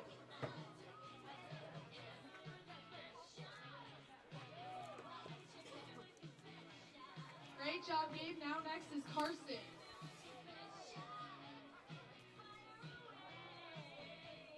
All right, and our winner is Gabe. Thank you so much for participating. Handing it off to you, Luke. How many did you get, Jenna? 2, 3, how many did you get? Well, either way, Gabe's the winner. Congratulations, Gabe.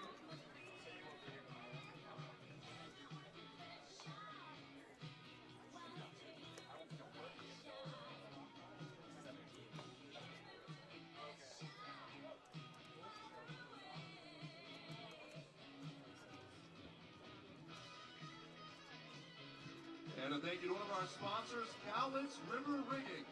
Your locally owned logging supply store is proudly serving Cowlitz County since 1987. Stop in at the Grown Man's Candy Store today. And go Blackbirds, courtesy of Cowlitz River Rigging.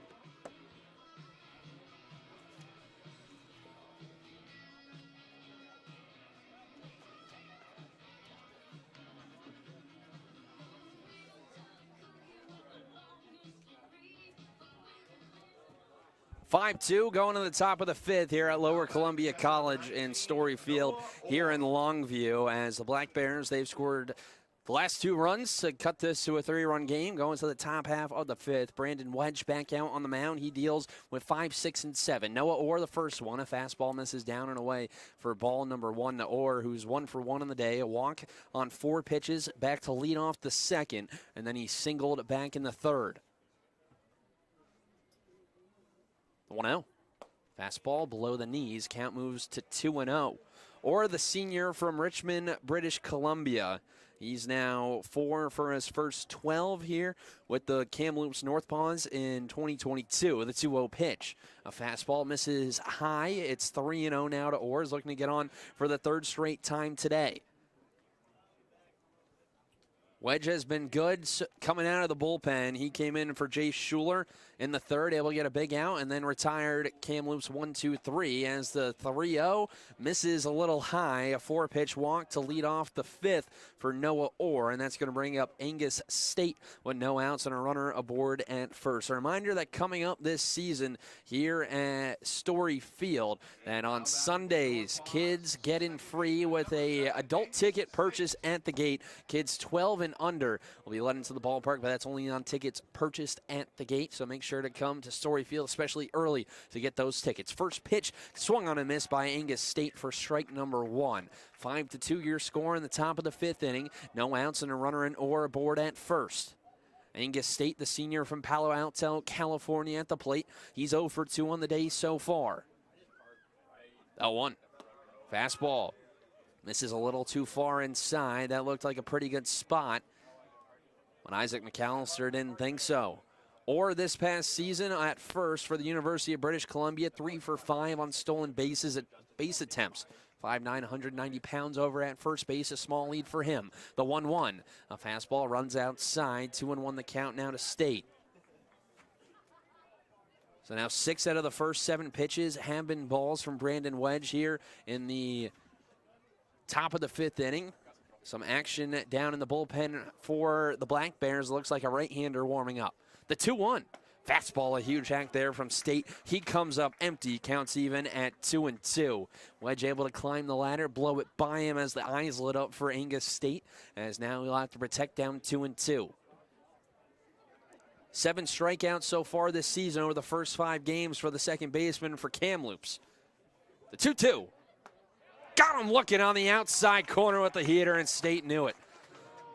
A nice job and a nice bounce back from Brandon Wedge. He went high with the heater, got State to chase, and then he frees them on the outside corner for out number 1 in the 5th.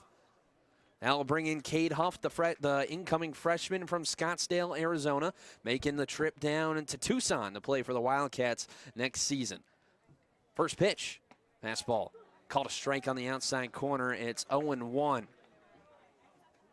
Huff's brother, Cody Huff, is a catcher at Stanford.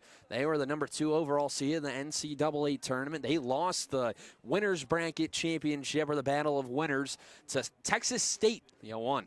Fastball popped up in foul territory on the left side. Bozette giving chase. This one's going to just get out of play. And it's 0-2. That winner takes all game being played here today. Not sure if it's gone final yet. And actually, just on cue, Stanford junior catcher Cody Huff homered to tie it up between Stanford and Texas State. Would you look at that? Well, now his brother's trying to maybe try to match him, but Brandon Wedge doesn't want that to happen. 0-2 the count with 1 out. The pitch. Fastball runs high and away. It's 1-2. Huff 1 for 2 on the day so far. A double back in the second, then struck out swinging in the third. He ended up being stranded at second, back in that second inning as Jay Schuler danced out of a bases-loaded jam. The 1-2, a half-hearted swing, just able to foul it off on the right side. And we'll do it again at 1-2. We got regionals this weekend in the NCAA tournament for college baseball, then the super regionals next weekend, the best of 3 coming up next weekend for 16 teams. Then we'll get whittled down to 8 and head to Omaha. Omaha, Nebraska to Charles Schwab Park. Now it used to be TD Ameritrade. They changed the name in Omaha this past season. The 1-2 once again in the dirt. A nice block by Arnone behind the plate. It's 2-2. Well, there's already some great games here. So I talked about Michigan and Louisville earlier today, and that come from behind victory for the Cardinals as they advance to the Super Regional. How about Southern Miss taking down LSU? At home, they will host the Hattiesburg Super Regional next week. The 2-2, jam shot right up the middle. Matthew Schwartz will call off Ethan Stacy, and there's out number 2. So now 2 gone for Dylan Zavala, but that LSU Southern Miss game today, I think everyone had the day off in Hattiesburg, Mississippi. That place was jam-packed at around 1 o'clock here on the West Coast, so about 3 o'clock in Mississippi. First pitch to Zavala. Fastball runs outside for ball number 1. And both LSU and Southern Miss threw their aces, who you have to presume they threw on Friday in each of their first games in the regional. And so they were thrown on 2 days rest. Neither of the starters went very long, but Southern Miss was able to come back and be able to win their regional. They will now host either Ole Miss or Arizona. The 1-0, a fastball called a strike on the outside corner. And I'm pretty sure Ole Miss went on to win the Coral Gables regional. They were up big 16-5 before the game here today at Story Field. And so Ole Miss and Southern Mississippi playing in the state of Mississippi. The pitch, a breaking ball, skips all the way to the backstop behind Zavala as the runner Orr will take second. But that is going to be almost a David versus Goliath for that state. You have the state school and Ole Miss. Obviously a lot of history with the Rebels in Oxford, and then they'll have to make the trip down to Hattiesburg and play in a hostile environment. That should be a fun one next week, and one I'm for sure going to be tuning into and checking that one out. 2-1 the count with 2 outs on a runner on second. The pitch. Fastball cut on and missed by Zavala. Chase the high heater. It's 2-2. Cowlitz trailing 5-2 in the top of the 5th inning. 2-2 the count with 2 outs. A runner in scoring position in Noah Orr. Zavala is still without a registered at-bat today. 2 walks to his credit. Wedge will now step off and reset. Looks like he's going to clean off the glasses. And now reset for the Apple Valley, California native. Wedge trying to come through with a big punch out. He already has 3 today. The 2-2. Fastball ripped up the first base line and over towards the dugout for Kamloops. And we'll do it again at 2-2. These 2 teams, 3 games set here this week before the Black Bears will travel up to Kamloops after going to Victoria right around the 4th of July. They play the 1st, 2nd, and 3rd in Victoria, and then they play the 5th, 6th, and 7th in Kamloops. 2-2. A little too far outside with the off-speed pitch. Count is run full. Tommy Green, the shortstop, is on deck if it should get to him. Base open over at first with 3-2. The count with 2 outs in the top of the 5th inning. Wedge looking for another shutdown inning. He comes set at the belt. A deep breath. Payoff pitch. Fastball ripped foul at the first base line. A little too far to the right of the first base bag. And a good battle here between the 8-hitter for Kamloops and Brandon Wedge.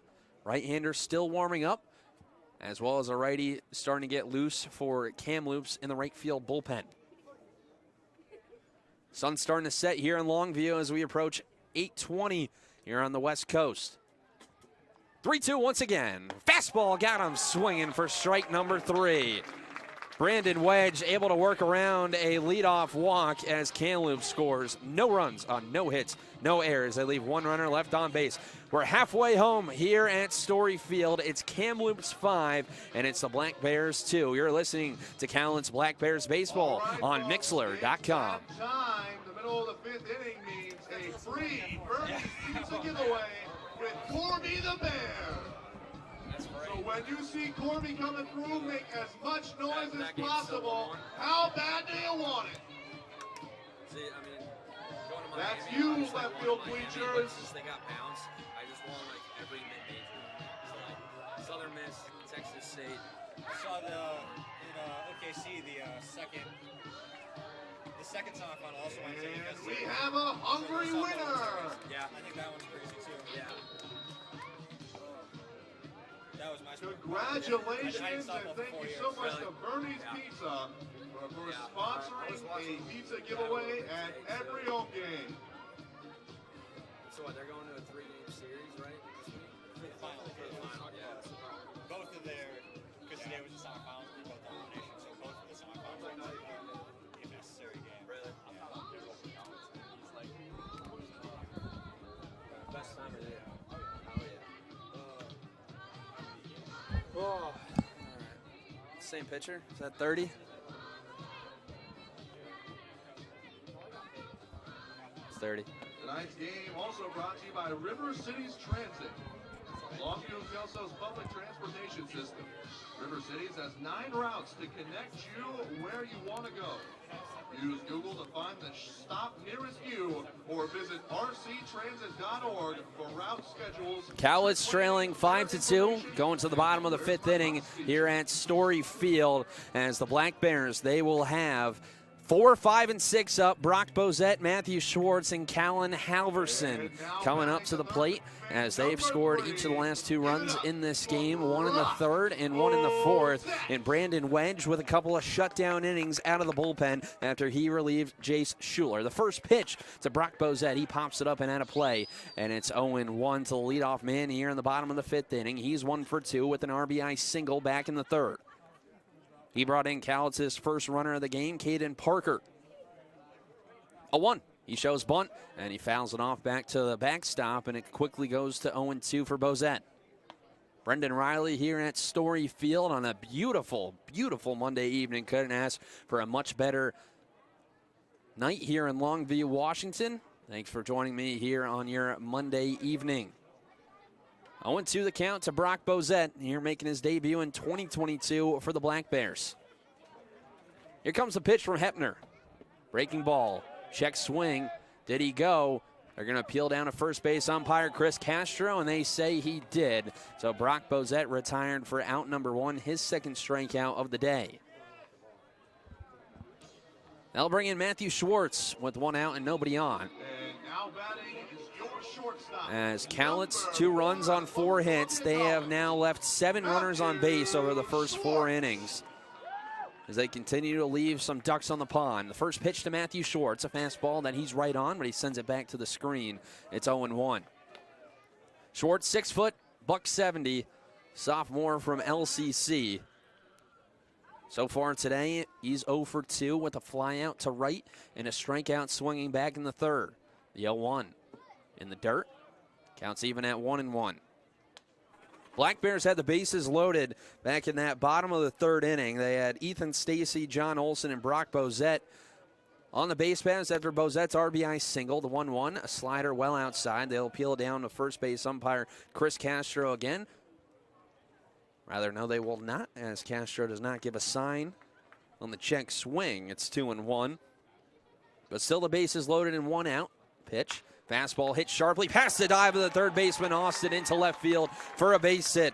Matthew Schwartz picks up hit number 1 in 2022 with Cowlitz, as there's a runner on with 1 gone for Callan Halverson. But Schwartz with the bases loaded in the third. He struck out swinging, and then Halverson got rang up on a fastball outside to end the scoring threat in the third, as now be Callan Halverson with 1 gone and a runner aboard over at first. The Guthrie, Oklahoma native trying to come through here so far. He's 0 for 2, a pop out and a strikeout looking. Good lead over at first for Schwartz. The first pitch to Halverson, inside out swing, sent down the right field line. Huff on the run, and this one's just going to sneak out of play. It's 0-1. Halverson with a 4 for 13 weekend in Springfield with a 2 RBI double, 2 walks, and 2 strikeouts. Picked up a multi-hit game back on Friday. That's where his double came in. Picking up the pair of RBIs. Went 2 for 7 yesterday, a hit in each game. The 0-1. Fastball right down Broadway to Halverson. A good pitch to turn on. It's 0-2. Schwartz on at first. 8 for 10 on stolen base attempts for Lower Columbia this past season. The 0-2. Breaking ball got him swinging for strike number 3. Now the second strikeout of the inning for Sean Hepner, who has settled down after letting the first 3 batters on in his first inning of relief for Tyrell Chadwick back in the 4th. So the strikeout will bring up Sean Mulcair. He singled to get things rolling in the bottom half of the 4th. He came in to score the only run, though, for the Black Bears in that inning. Callens has loaded the bases in each of the last 2 innings, but only 2 runs to show for it. First pitch to Mulcair. A fastball called a strike on the outside corner. He struck out looking his first time up. Followed it up with a single, and now trying to extend this inning for the rest of the bottom of this Black Bears order. Mulcair, the 5'11", 190-pound sophomore. The 0-1, a breaking ball. He goes chasing at it in the dirt. It's 0-2. No one warming up now for Cowlitz in the left field bullpen. No action in either of the bullpens, as both these relievers have really settled into this game. Brandon Wedge has been magnificent out of the bullpen. The 0-2, fastball fouled back and out of the glove, and it looks like they're actually going to call a catcher's interference. Home plate umpire Isaac McAllister comes out immediately and says it was catcher's interference on Noah Orr. He awards second base to Schwartz and Mulcair first. And here comes Cole Armstrong, the Kamloops manager, out to talk to the Blue. Looked like it was a foul tip. Orr can't believe it behind the plate. As Armstrong gets an explanation. And it looks like the interference will stand. So there'll be runners on first and second with Alec Arnone coming up. 2 outs and 2 on for the San Juan Capistrano native. He had a good weekend, 5 for 9 against the Drifters in the Black Bears series victory. First pitch from Hepner. Breaking ball well outside. Arnone ahead in the count, 1-0. He's 1 for 2, singled an inning ago, right back up the middle. He sent one right back at the pitcher, Hepner, who tried to make the play, but almost ended up just getting out of the way. Came back on a scorcher. The pitch, another breaker, a little too far outside and in the dirt. 2-0 the count now to Arnone. Schwartz on at second, Mulcair aboard at first. So some speed on the base pass for the Black Bears, with Arnone at the plate. 2 for 4 with an RBI double yesterday in game number 2 against Springfield. 2-0 pitch, fastball. This one ripped into right field. Chenier Rondeau on the run towards the line. He's going to dive, and he's not going to be able to make the play. Coming in to score from second is Schwartz. Getting the green light is Mulcair. Here comes the relay throw to the plate, and it's not in time. A 2 RBI double for Alec Arnone. Picks up RBIs number 2 and 3 on the year. And it's a 1-run game in the bottom of the 5th.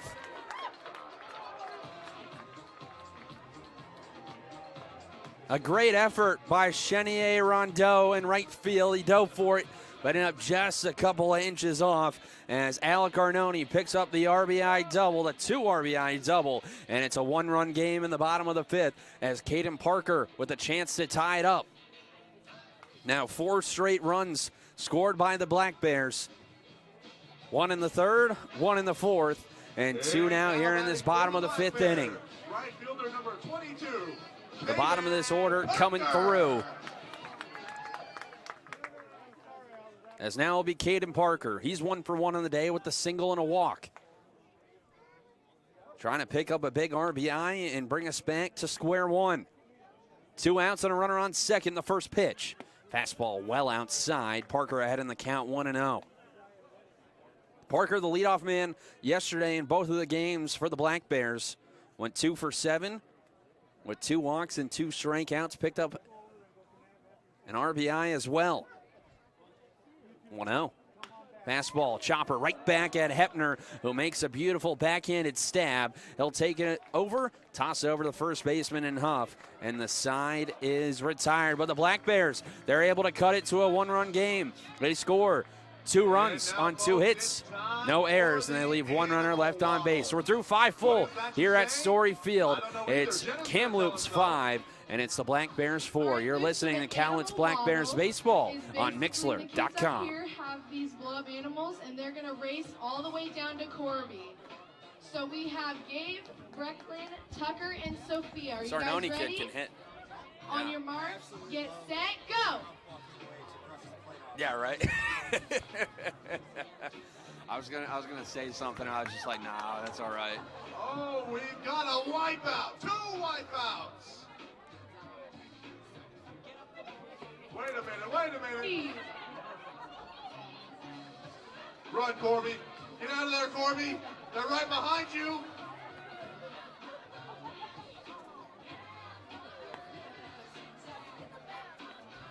Well, Jenna, how do you score that one? I think Gabe won. I think we all won watching that. Thank you so much, Jenna. Thank you to our contestants. Thanks, Luke.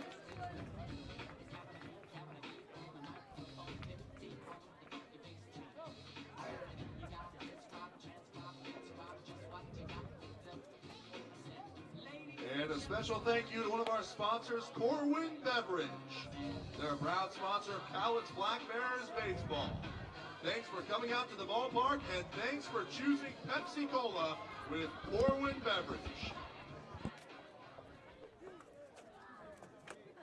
And now to the top of the 6th we go. Now batting, the shortstop number 11, Tommy Green.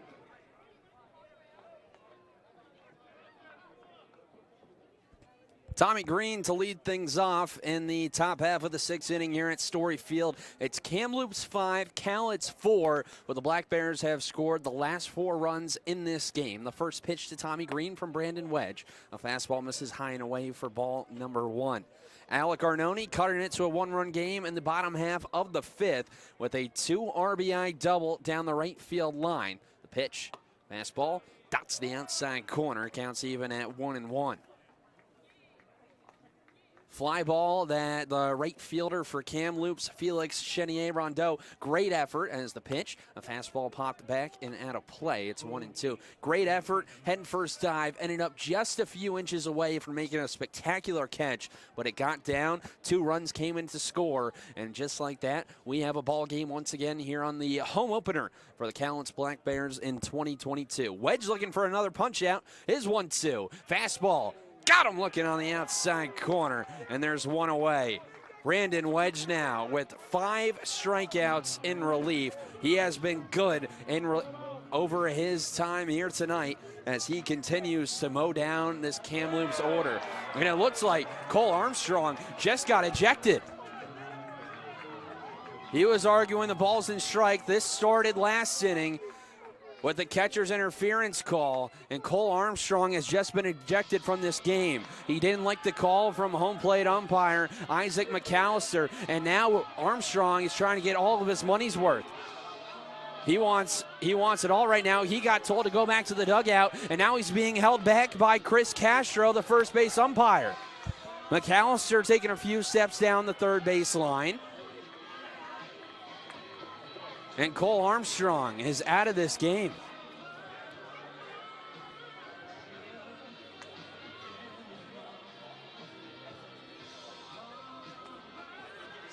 Brandon Wedge got the outside corner on Tommy Green, sat him down looking, as now Cole Armstrong's going to have to leave the first base dugout.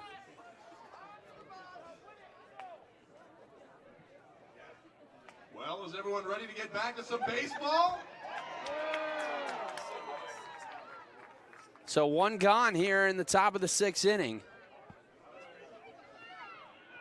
As that'll bring up the top of the order and Felix Chenier-Rondeau. Now back to the top of the order for the Kamloops NorthPaws.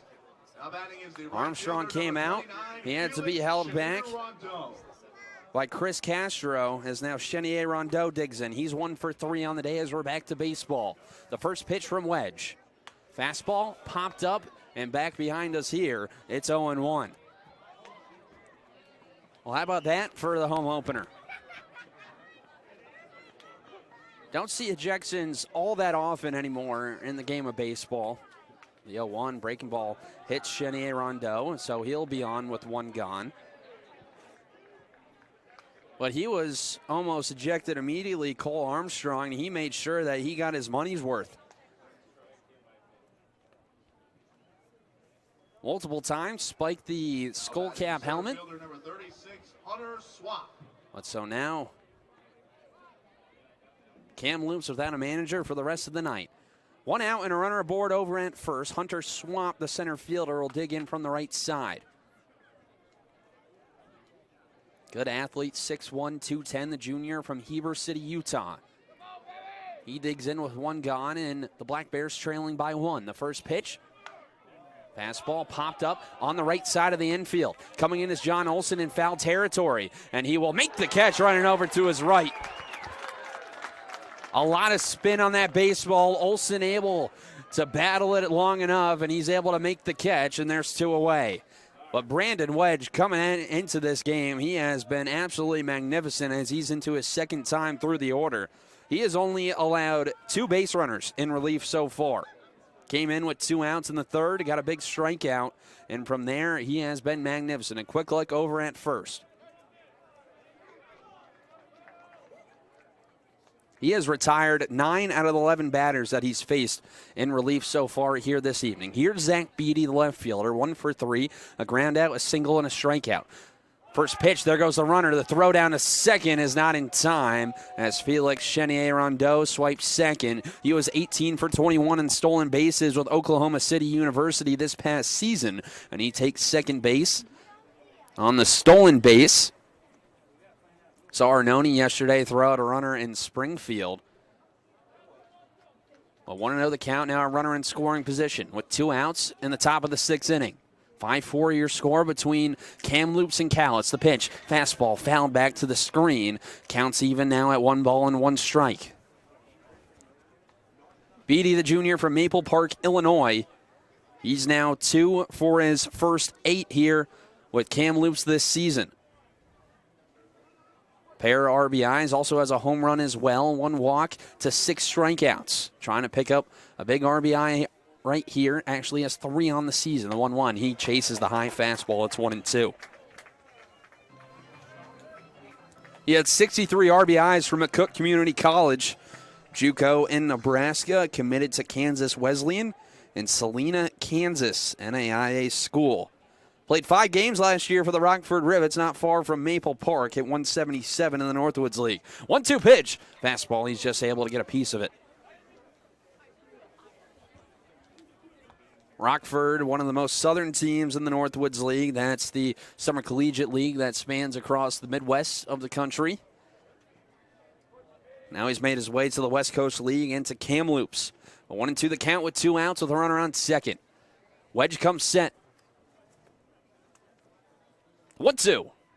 Fastball. This one sent in the air to straightaway center field. Ziegler ranging back towards the track will make the catch, and the side is retired. So Kamloops, they aren't able to bring in the run after the one-out hit by pitch. An eventful top of the sixth here at Story Field, but it remains 5-4 in favor of Kamloops over Cowlitz. We'll step aside and be right back. You're listening to Cowlitz Black Bears baseball on Mixler.com. Happy birthday, Trent. It's your first time here at the Cowlitz Black Bears game at David Story Field, and we want to thank you so much for coming out tonight on your day. We want to thank everyone else here for coming out tonight, cheering on your Cowlitz Black Bears. Just remember, when looking for some summer fun in the sun, a trip to Story Field is enjoyable for the whole family. Here's some upcoming games that you won't want to miss, including tomorrow's night $3 deal day. $3 canned beer throughout the ballpark, $3 hot dogs, and $3 nachos at the left field concession stand. And every Wednesday night is Fiber Family Credit Union Family Wednesday. Present your Fiber card at the ticket office on game day and receive $5 off of your admission. Don't forget to visit the Fiber booth for a chance to win great prizes. It's also co-sponsored by K-Log, KUKN, The Wave, and The Daily News. And then on Thursday, June 9th, that's our Dash for Cash, presented by Twin City Bank. All kids 12 and under get a chance to run the field and fill those pockets.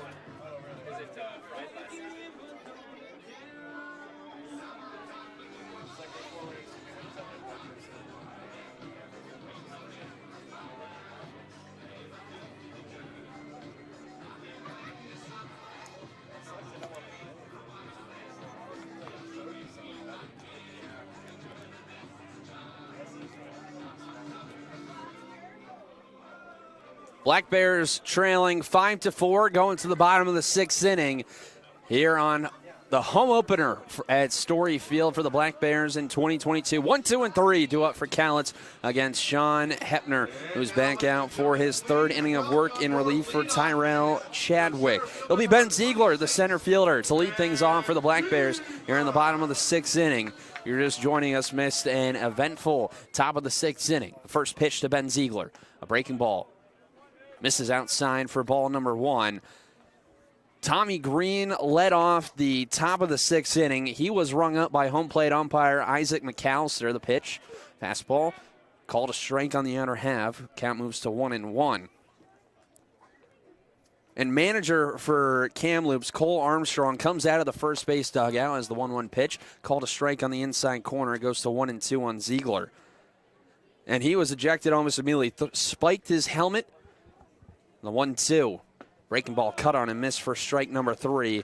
A nice pitch sequence there for Sean Hepner as he sits down Ben Ziegler for out number 1. Well, Armstrong came out of the dugout, went right towards home plate umpire Isaac McAllister, and he was ejected almost immediately. He had to be held back by the base umpire Chris Castro. But he got his money's worth. But that was something that started back in the bottom of the fifth after a catcher's interference was called on Sean Mulcair. First pitch to Ethan Stacy. Drops down a bunt right back to the pitcher and Hepner. He'll fire it down to first. And Stacy's retiring for out number 2. Nice idea there for Ethan Stacy, trying to get the tying run on base. But it ends up being a 1-3 putout, and that'll bring up John Olson. So 2 away now here in the bottom of the sixth inning. 5-4 is your score in favor of Kamloops. As that'll bring in John Olson. Number 47, John Olson. Olson so far today without a hit, rare for him after he had 11 over the weekend. Going 11 for 12 against Springfield. The first pitch he sees is a breaking ball in the outside corner. There's strike number 1. A strikeout, a walk, and a ground out in 3 at-bats for Olson so far today. A strikeout coming back in the first, the walk in the third, and then the ground out to end the fourth. A 1 pitch, yanked down and away, counts even at 1-1.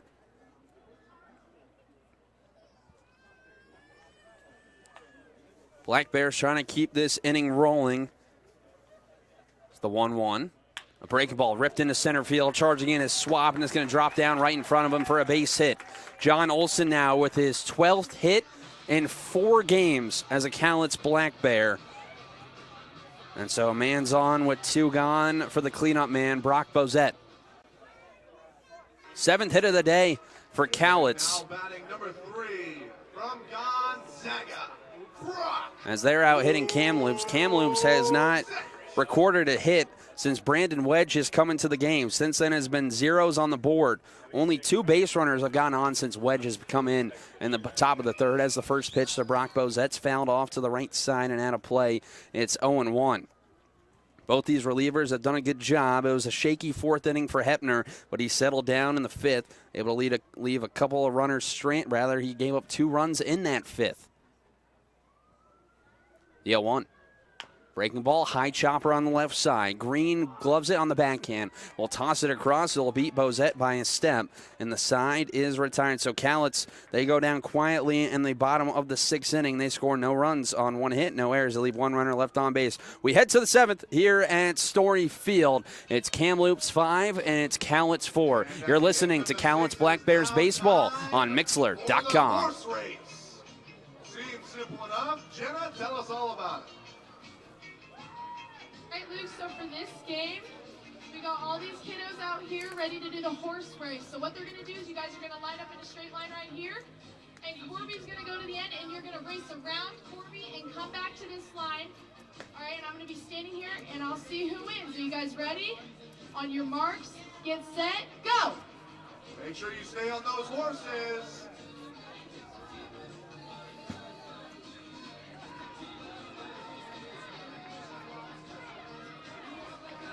Alrighty, and it looks like we have a winner.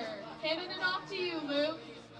Thank you so much, Jenna. I'm not quite sure who the winner was there, but seems like they were running the horses more than running on them. And the winner was Giovanni. Giovanni, congratulations, buddy. The fastest horse you've ever seen. And also, folks, we have one more birthday shout out. We'd like to wish a happy 5-0 to a Black Bears regular, Jeffrey Hughes. Happy birthday, Jeffrey.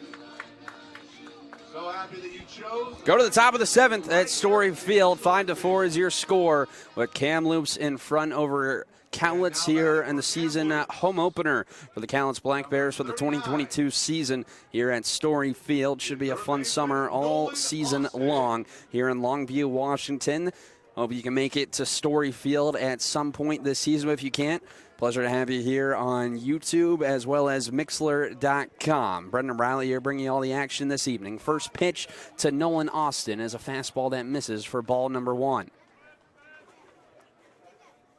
Brandon Wedge back out. He's retired 10 of the 12 batters that he's faced since coming in with 2 outs in the top of the 3rd. 1-0. Fastball a little too far off the outer half. 2 balls and no strike to the cleanup man and third baseman for Kamloops here this evening.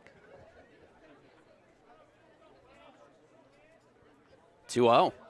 Fastball on the outer half. This one called for a strike. Count moves to 2 balls and 1 strike. Brandon Wedge, the pitcher, 6'2", 195 from Chaffee Community College, has been magnificent so far. The 2-1. A little too far, high and outside. 3-1 now the count. Has only allowed 2 base runners since coming in. One via the walk, and he hit Felix Chenier-Rondeau back an inning ago. Here comes his 3-1. Fastball. Clips the outside corner. Austin thought it was ball number 4, but the count is now run full. Right-hander warming up for Cowlitz in the left field bullpen. It looks to be Brendan Rodriguez. The payoff pitch. Fastball got him swinging for strike number 3. What a job by Brandon Wedge, being able to come all the way back and able to punch out Nolan Austin. That's now his 6th strikeout in relief, and there's 1 gone here in the top of the 7th. That's going to bring in Noah Orr, the catcher. With 1 out and nobody on, and Cowlitz trailing by 1, 5-4. Orr digs in. He's been on base all 3 times today. First pitch. Fastball. Good spot on the outside corner at the knees. Orr a pair of walks and a single as well. Walk to lead off the 2nd, then a single in the 3rd. To bring in a run, and then a walk later on in the 5th. The 0-1 cut on and miss. It goes to 0-2. Game number 4 of 10 games in 10 days for this Black Bears team. The 0-2 pitch. Fastball, he's just able to get a piece of it as it shoots back to the screen. And we'll do it again at 0-2. The 3 games against Springfield this past weekend. 3 games here against Kamloops and the Cascade Collegiate All-Stars coming in on Thursday for a non-league game before the Black Bears make the trip to Walla Walla for a 3-game set. The 0-2 pitch. Breaking ball well outside in the left-handed batter's box. It's 1-2.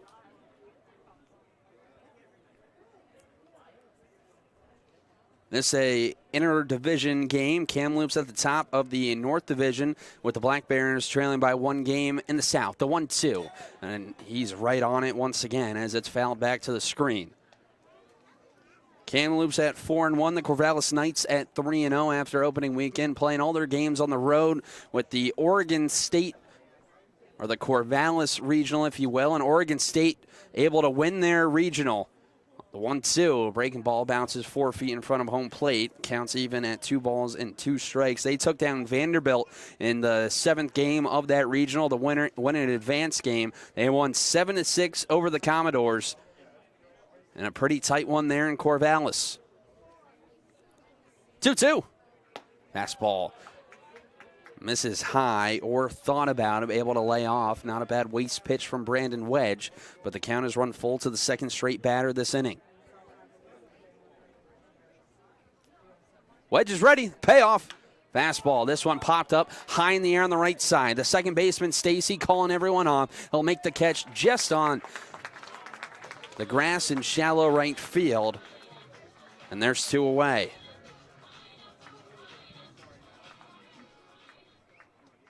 So that will now bring in the second baseman, Angus State. Reminder that Cam going to make it 13 for 15. The 0-2, a little too high with the heater. And State's back in the count, 1-2. The senior from Palo Alto, California, trying to pick up a base knock, a hit in 2 of his last 3 games. 1-2 pitch. Fastball. Got him looking on the outside corner. And it's a 1-2-3, top of the 7th for Brandon Wedge. He now has 7 strikeouts in relief here this evening as the Kamloops NorthPaws go down 1-2-3. It's time to stretch here at Story Field. Cowlitz still trailing by 1, 5-4. You're listening to Cowlitz Black Bears baseball on Mixler.com. Stadium Communications partner, Dave Wireless. Stand on up and let's get it going. Yeah. Really takes his time, doesn't he? Yeah, right. 13 out of 50. Retired 13 out of 50. Did he throw in Springfield? No. Pretty good bounce back then. Yeah.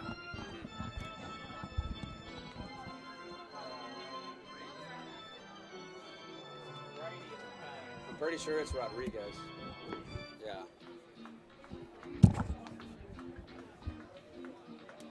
Well done, folks. You sounded beautiful. Pretty sure it's him.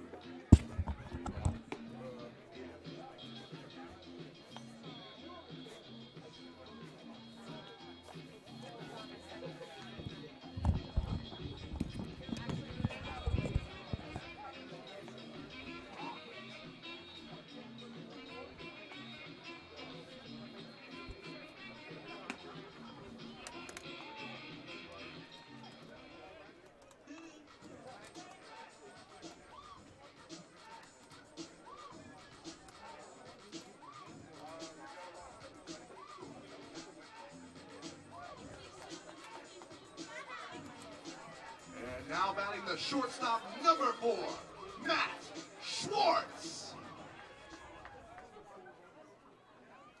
Matthew Schwartz lead things off. First pitch he sees from Sean Hepner. It's a breaking ball calling for a strike on the outside corner. It's 0-1. 5-4 your score in the bottom of the 7th inning here at Story Field. The 0-1.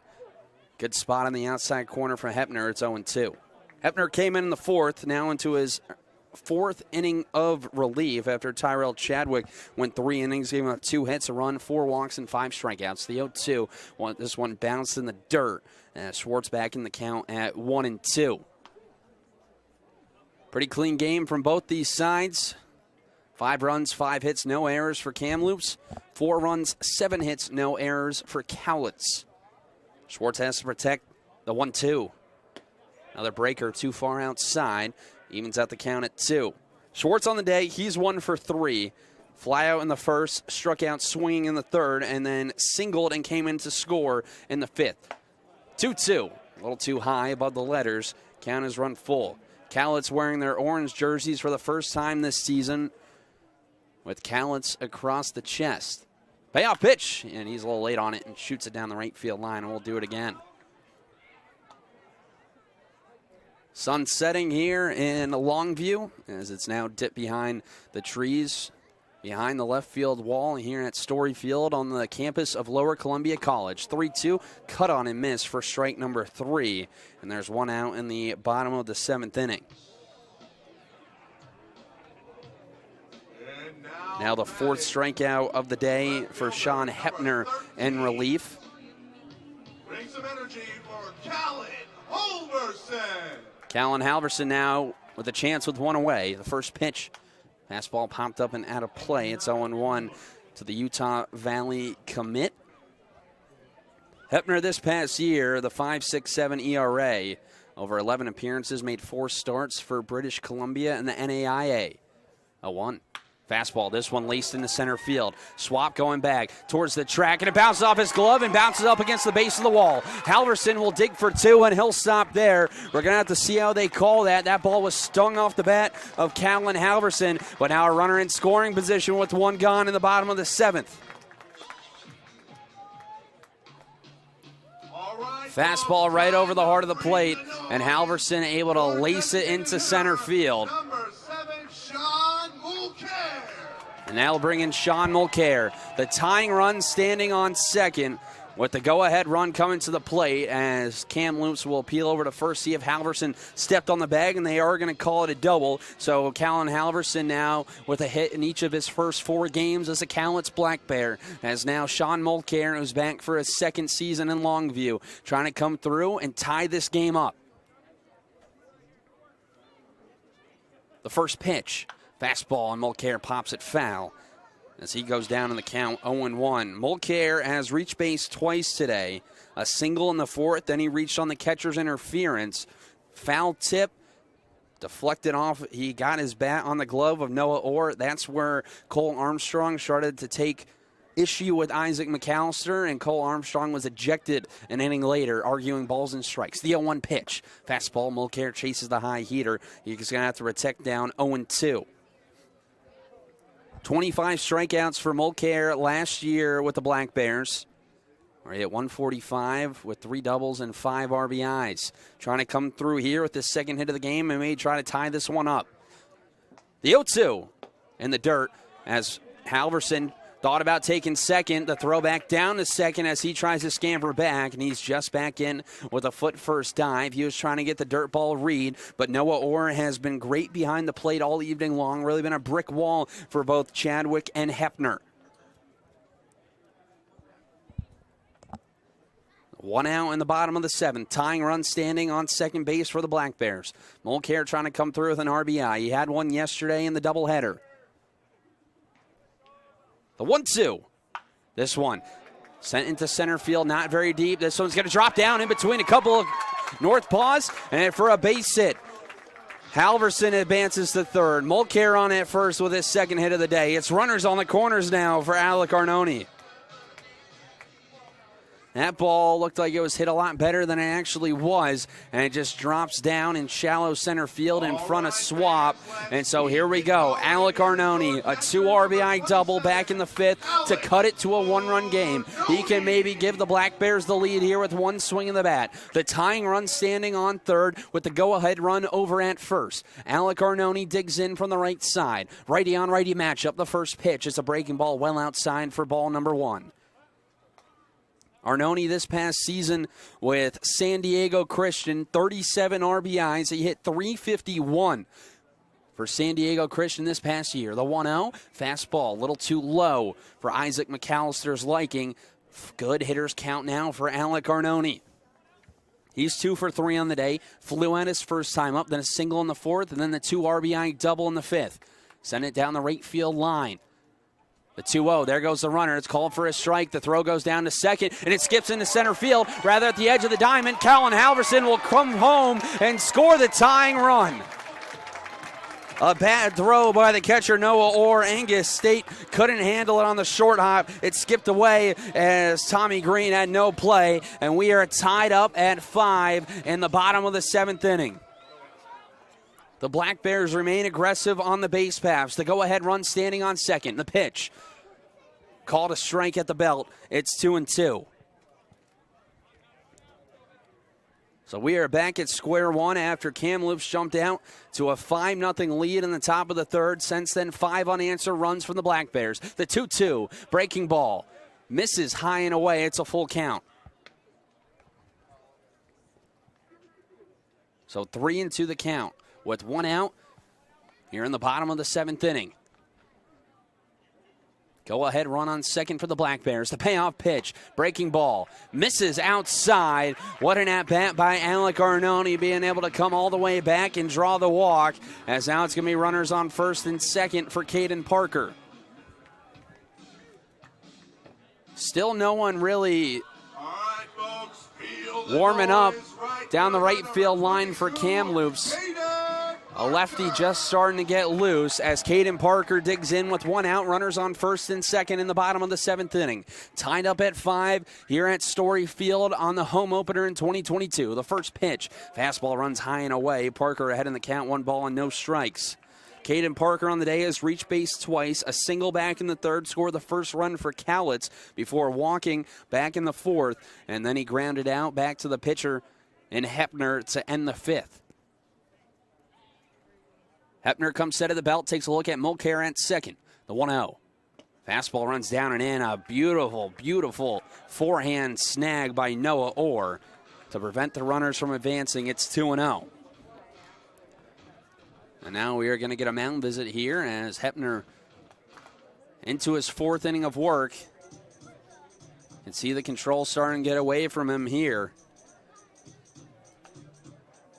Left some pitches over the heart of the plate. Walked Arnone after he was ahead in the count on him. So we're going to get a mound visit here with 1 out in the bottom of the 7th inning. Good time to remind you about tomorrow's game. $3 Tuesdays here at Story Field. $3 tickets, $3 hot dog and nachos, as well as $3 domestic beers. 5 dates this summer for the Black Bears for $3 Tuesdays. So you're going to want to make sure that you can get out here and come out to see the Black Bears and get a pretty good deal as well. The 5 dates at home this year on a Tuesday. Tomorrow against Kamloops, then a week later against Corvallis. Edmonton comes to town on the beginning of summer, June 21st, and then July 12th against the Northwest Stars. And then August 2nd and the last week of the season against the Portland Pickles. Mound visit adjourned, 2-0 the count. Comes the pitch. Fastball catches the outside corner. It's 2-1. Parker this past season with Clark, 34 RBIs in 45 games. Hit .310. Good enough to be a South Region first team All-NWAC. 2-1. In the dirt, another nice stop by Orr, dropping down to a knee, but the count has run to 3-1. A base is open, so a walk not the worst thing if you're Hepner, but you do have the top of the order coming up. Hepner's 3-1. Misses downstairs. 5-pitch walk to Caden Parker. Loads the bases for Ben Ziegler. So now a huge opportunity for the Hawaii native in his Black Bears debut.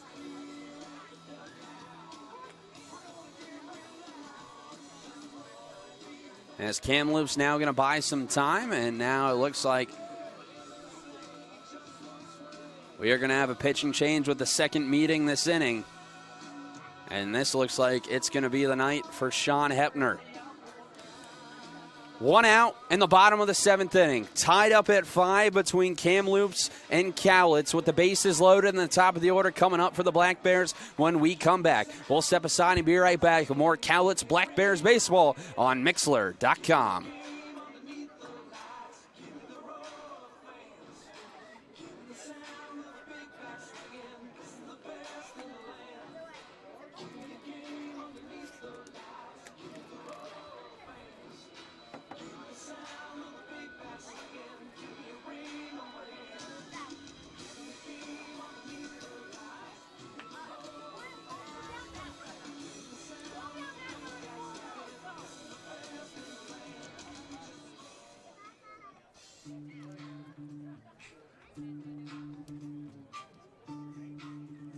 Your attention, please, ladies and gentlemen. Now on the mound for Kamloops, the left-hander out of Antelope Valley, number 4, Colby Ring.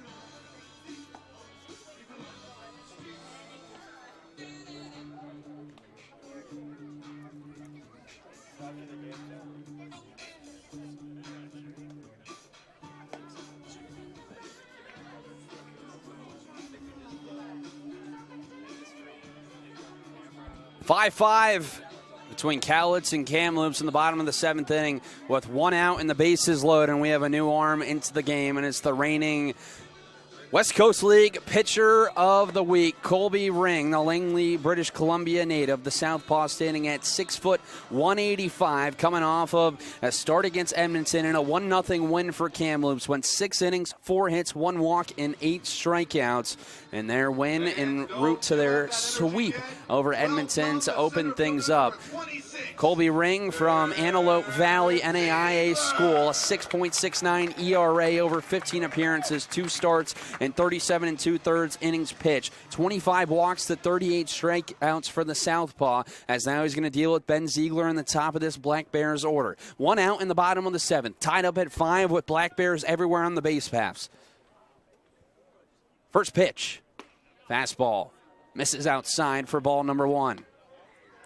Ziegler with an RBI today, and that came on a sacrifice fly back in the 4th.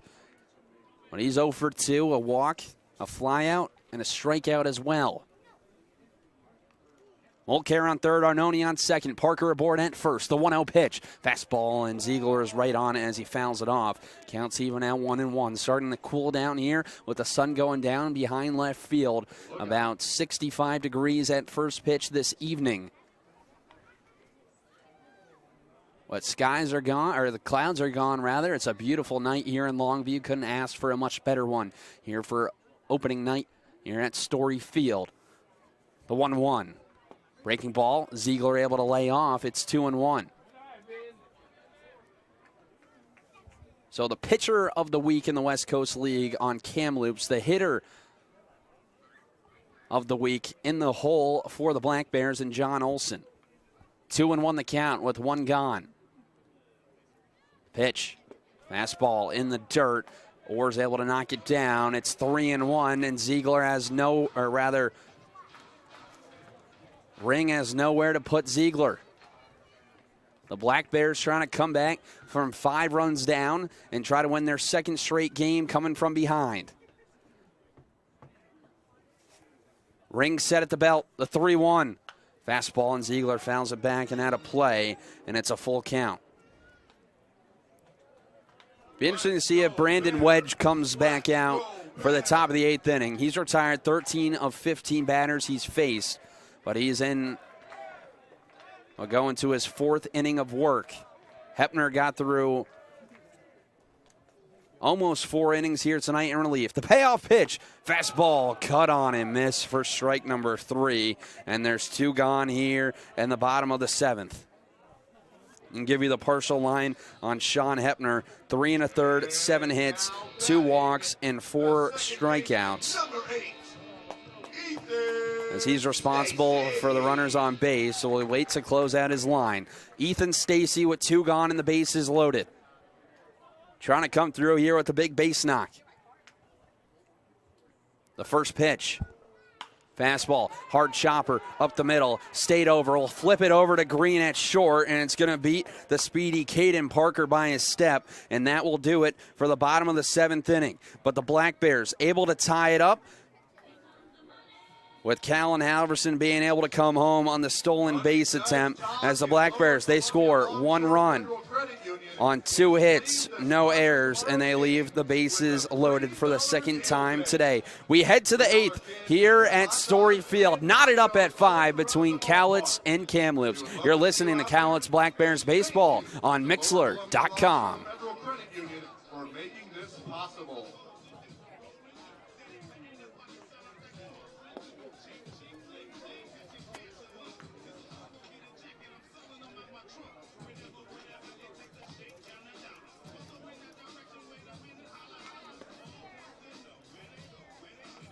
And we'd also like to thank another one of our sponsors, KLOG/KUPN/The Wave. Your locally owned radio stations are proud partners of Fiber Family Wednesdays. Home team 100.7 KLOG as the area's only full-time live and local news team. Number 1 for today's country and your all-time favorites. Cooking Country is the number 1 station in the area and its sister station, playing tidal wave of nothing but the good stuff. It's 101.5 The Wave.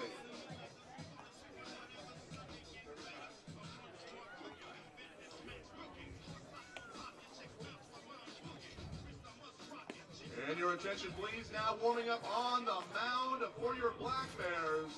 A right-hander out of Chaffee College, number 35, Brendan Rodriguez.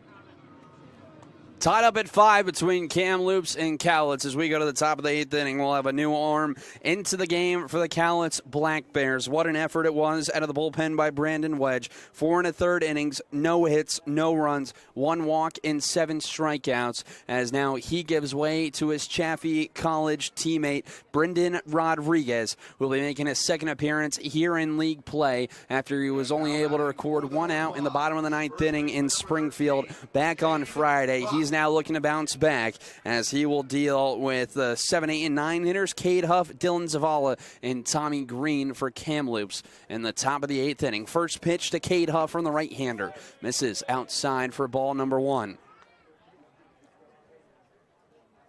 Well, what an effort it was by Brandon Wedge in his first appearance in league play for Cowlitz this season. The 1-0. Fastball, this one rocketed into right center. On the run is Ziegler. Over in the right center field gap. He'll get there and make the catch for out number 1. Nice good contact by Cade Huff, but he got under it just a little too much, and Ziegler's able to run it down for out number 1. Now 14 of the last 16 Kamloops NorthPaws have been sat down by Cowlitz pitching. They have not gotten a hit since back in the 3rd inning where they put up 4 runs. Here comes the first pitch to Dylan Zavala. It's a fastball at the belt, called for strike number 1. Can also close out the line on Sean Hepner. 3 1/3, 7 hits, 4 runs, 3 earned, 2 walks, and 4 strikeouts after 2 errors back in the top half of the 7th. The 0-1. Fastball runs inside and almost clips Zavala. Evens out the count at 1-1.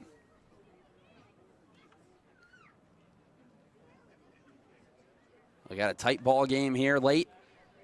Exactly what you want here in Summer League ball. 1-1. This is down and in. Count goes to 2-1.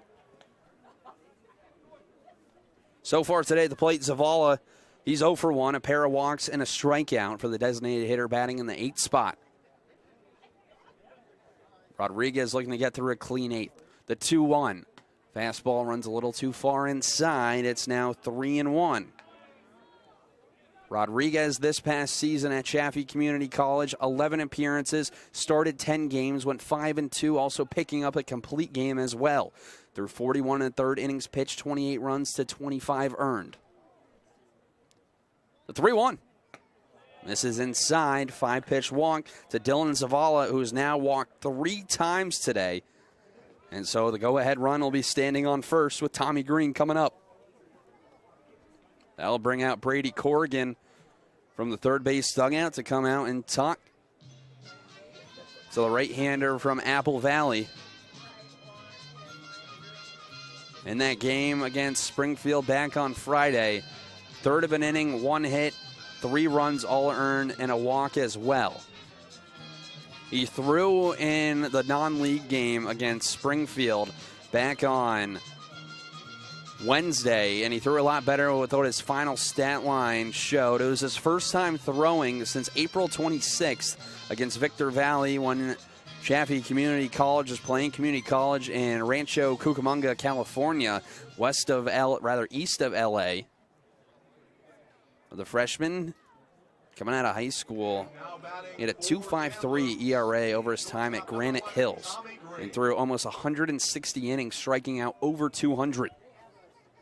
Here's Tommy Green with 1 out and a runner on first. Knotted up at 5 between Cowlitz and Kamloops. Black Bears looking to come from behind. They've scored 5 unanswered runs and steal the home opener against this Kamloops NorthPaws team has only lost 1 game coming into today. The first pitch, an off-speed pitch that misses down and away for ball number 1.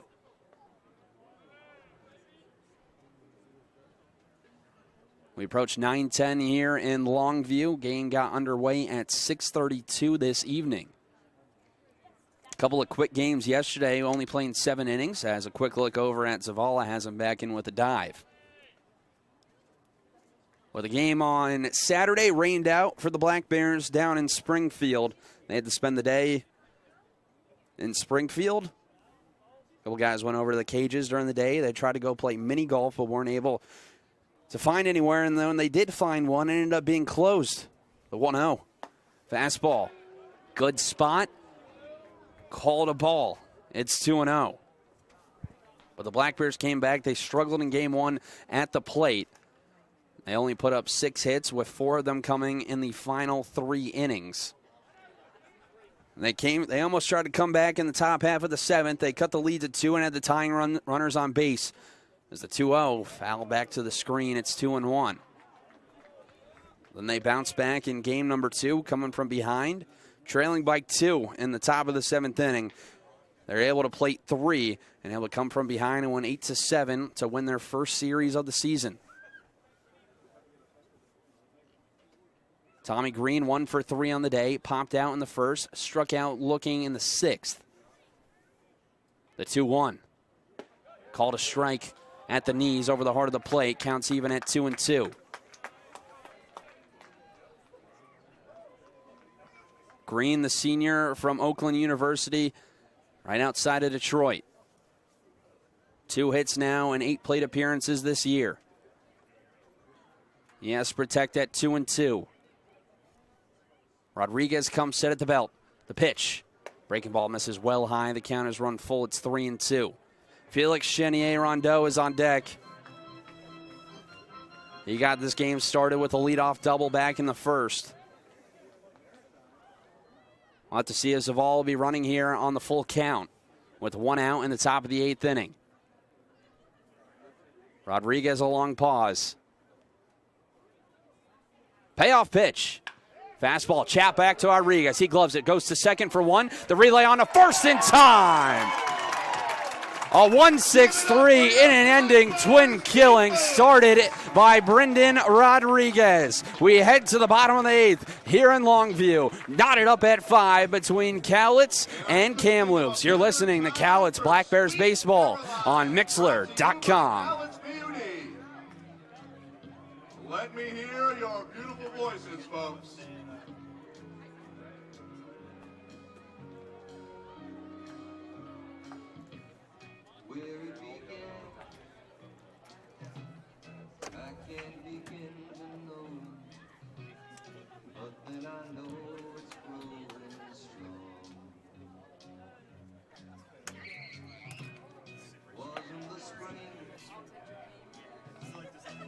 Spring became summer.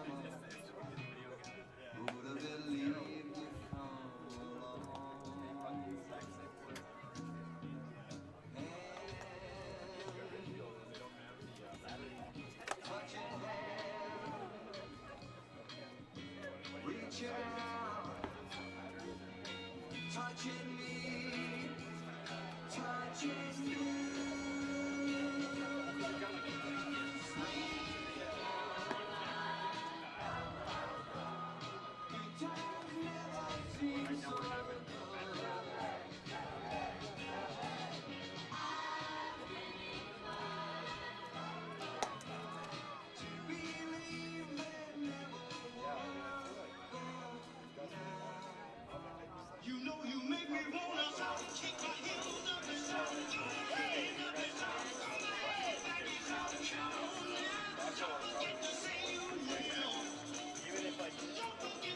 Three, 4, and 5 up for Cowlitz.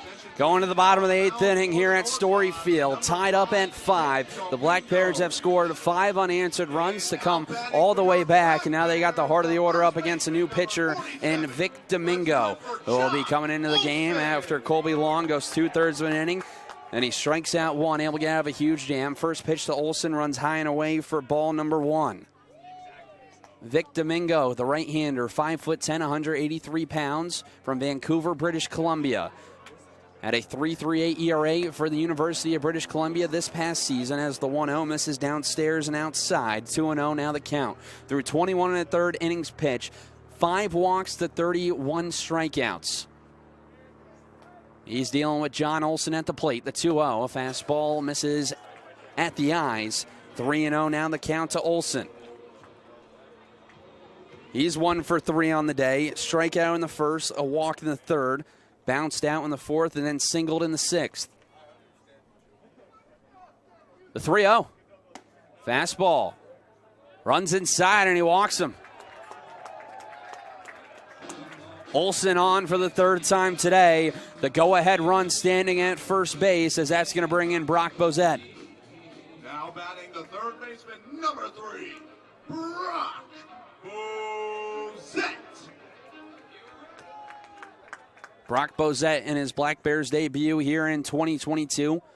Trying to come through here and keep the line moving, try to bring in the go-ahead run. First pitch, he drops down a bunt up the third baseline. Charging in is Austin. He's going to let it roll, and it rolls just foul. A beautiful bunt put down by Bozette. He was going to beat it out, but smart play by Austin, the third baseman, as that one went right up the third baseline. It was hanging over just to the right, and then it cut left at the last second before it got down to the third base bag. So it's strike number 1 to Bozette, who's 1 for 4 on the day with a pair of strikeouts and a single. Bozette off to Gonzaga this coming fall after hitting .286 with Spokane Community College this past season. 3 home runs and 17 RBIs. Hit .263 last year for the Black Bears, 5 doubles, 2 home runs, and 33 RBIs. He garnered all West Coast League honorable mention last summer, the L1. Beautiful 12-6 breaking ball drops in for strike number 2. Bozette only 9 strikeouts with Spokane this past season. They went 31-14-1 in the NWAC this past year. They lost to Lane on May 27th. 0-2. Breaking ball bounces 5 feet in front of home plate, or able to knock it down at its feet. No advance from Olsen over at first as the count moves to a ball and a strike, 2 strikes.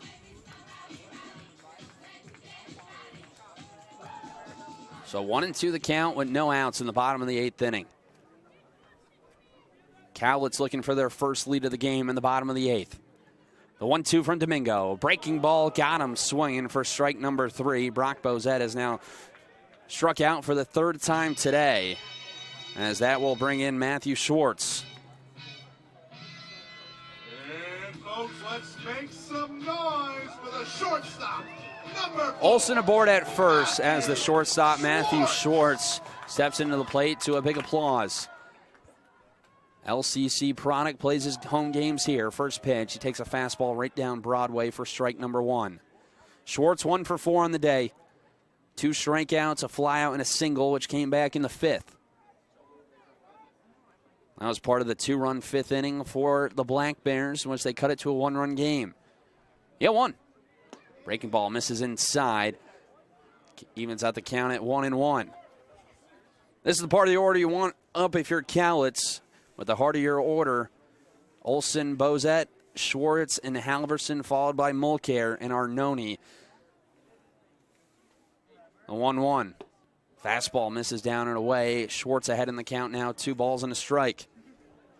Yeah, power and speed really throughout this whole Cowlitz lineup. As now they're trying to flex their muscles into win number 3 here this season and take game number 1 of this series. The 2-1 fastball rolled over to the left side. Green has it, goes to second for 1. The relay on to first, not in time as it skips away from the first baseman Huff, but not far enough to Schwartz to take second. And so Olsen, the lead runner, is cut down as Schwartz reaches on the 6-4 fielder's choice, but that'll extend the inning for Callan Halverson. Halverson came in to score the tying run back an inning ago. He ripped a 1-out double, advanced to third on a single by Sean Mulcair, and then when Mulcair took second, Noah Orr threw it down to second with Halverson standing on third, and he came in to score on the throwing error. First pitch to Halverson. He fouls it back and out of play. It's 0-1. Halverson with a hit in each of his first 4 games. Went 4 for 13 over the weekend, with a pair of RBIs and a double. Now has 2 on the season. The 0-1. Good spot on the outside corner for Domingo. Halverson didn't think so, but it's 0-2. So 0-2 the count with 2 outs in the bottom of the 8th inning. 5-5 between Cowlitz and Kamloops here on opening night at Story Field. The 0-2. Breaking ball got him swinging. It's in the dirt. Orr has it knocked down in front of him. He'll take a step, toss it down to first, and that will do it for the bottom of the 8th inning. So the Black Bears get the leadoff man on, but they score no runs on no hits, no errors. They leave 1 runner left on base. We head to the 9th, tied up at 5 between Kamloops and Cowlitz. We'll step aside. You're listening to Cowlitz Black Bears baseball on Mixler.com. Carpenter for a thrilling post-game concert. Order your tickets today to cheer on your Black Bears and see an amazing performance. Fort Carpenter is brought to you by Diamond Showcase.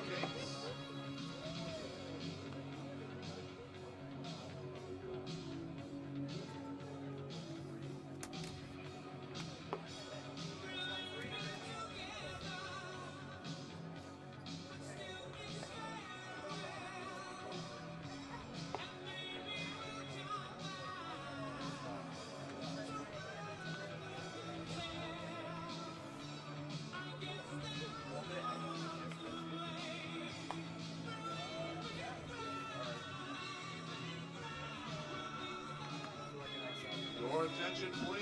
Now on the mound to slam the door is number 5, the right-hander from Linfield College, Skyler Monelski.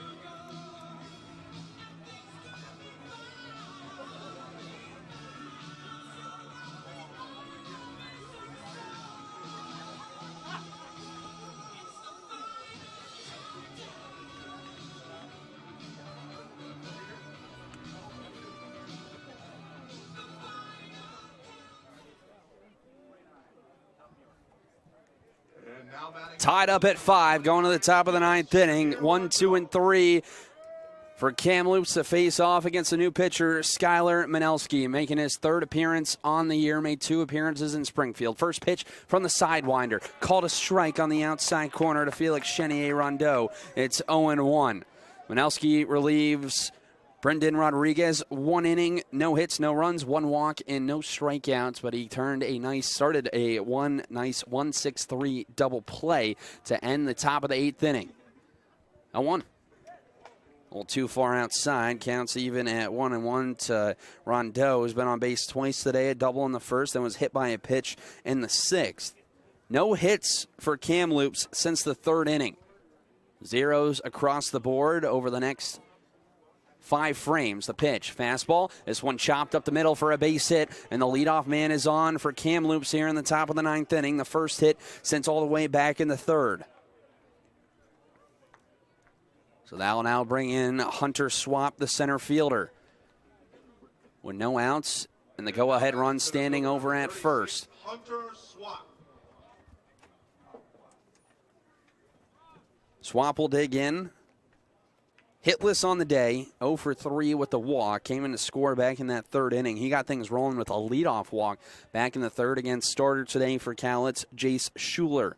Only went 2 2/3, giving up 5 runs. Quick look over at first from Minelski as Chenier Rondeau back in with a dive. He has a stolen base on the day after he went 18 for 21 at Oklahoma City University back this season at school.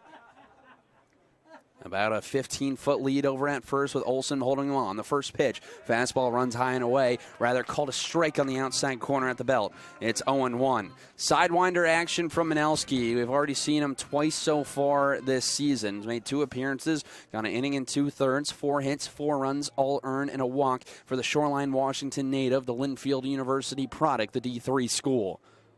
The 0-1. Fastball, this one lifted in the air to right center. On the run is Ziegler, and the gap will make the catch for out number 1.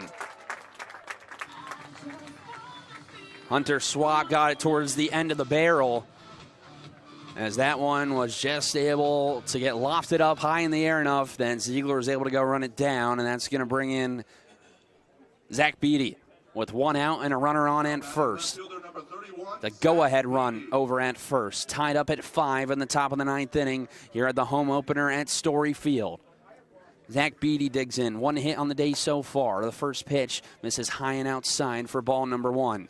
Beatty 1 for 4. A single back in the third. Does have an RBI to his credit on an RBI ground out back in the top half of the first inning. Since then, he struck out and flown out. Minelski set at the chest. A quick look over at Chenier Rondeau, who's back in, just able to get the hand in there. Beatty in left today, the McCook Community College product, heading to Kansas Wesleyan this coming fall, NAIA school in Salina, Kansas. He had 143 RBIs as I look over at first. 143 RBIs in 2 years at McCook. The JUCO in Nebraska had 63 this past season. A long pause. The 1-0, there goes the runner. It's called a strike. The throw down to second is not in time. Second stolen base of the day for Felix Chenier Rondeau, as now the go-ahead run in scoring position for Kamloops in the top of the 9th. Chenier Rondeau has had his fingerprints all over this game, been on base 3 times, a pair of steals, and also a double as well. He stands on second base with Beatty at the plate. 1-1 the count after it was called a strike. Minelski's 1-1. Fastball, and Beatty's behind on it. It's 1-2.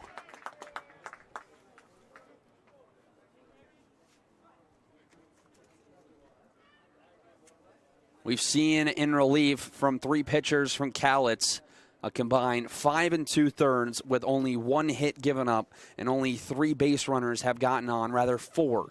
2 walks, a single, and a hit by pitch. Minelski's 1-2. Change up, and Beatty's just able to foul it off, and we'll do it again.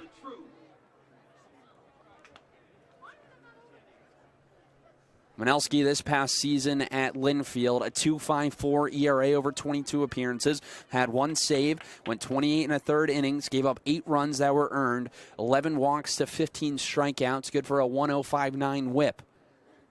He's trying to get a big punch out here at Beatty. A 1-2. Good spot.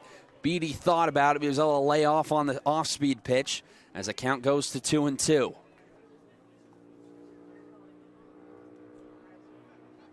Five runs on 6 hits and 2 errors for Kamloops. 5 runs on 9 hits and no errors for Cowlitz.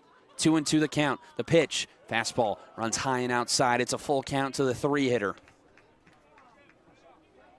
Nolan Austin, the third baseman, is on deck. He's due after being hitless so far in his first 4 at-bats. A big payoff pitch coming up here. Minelski comes set at the chest. Takes a look back at second. The 3-2. Got him swinging. He's able to run the fastball inside, and Beatty goes after it as he comes up empty, and there's 2 away in the top of the 9th. Second time that Beatty struck out here today, and that's going to bring up Nolan Austin. 2 outs in the top of the 9th inning. The go-ahead run standing on second base for Kamloops. Skylar Manelski trying to keep this a tie game and have the bats try to walk it off in the bottom of the 9th for Cowlitz. Nolan Austin digs in, 0 for 3 with the walk. First pitch, good spot on the outside corner. It's 0-1. Austin, the sophomore from Kamloops, plays for Northeastern Oklahoma A&M. First time he's been in the lineup in 4 days after he did not have a plate appearance against the Port Angeles lefties. The 0-1. He's able to tie him up as he's just able to foul it off up the third base line. It's 0-2. Chenier Rondeau on second after the leadoff single. He represents the go-ahead run. Skylar Manelski trying to get out of this top of the 9th. A big pitch coming up here on 0-2 with 2 outs. 2 strike claps starting to pick up here at Story Field. The 0-2. Got him looking on the outside corner with the sinker. Skylar Manelski able to work around a leadoff single as he retires the next 3 in order as we go to the bottom of the 9th here at Story Field. Tied up at 5 between Cowlitz and Kamloops. The Black Bears have the chance to walk it off here on the home opener when we come back. You're listening to Cowlitz Black Bears Baseball on Mixlr.com.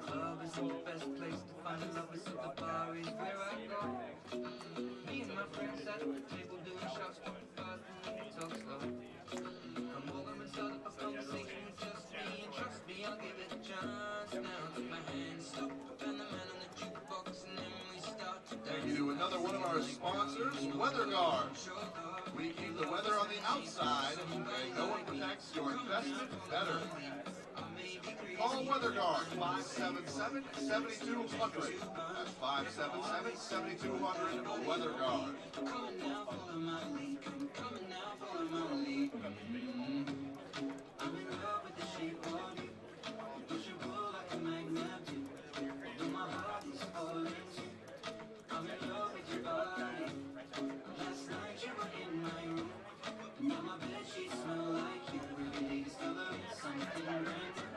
And another thank you to Hamer Electric. Hamer Electric provides value-added electrical contracting services for industry, systems integration, commercial, and residential throughout Southwest Washington and Northwest Oregon. Visit HamerElectric.com.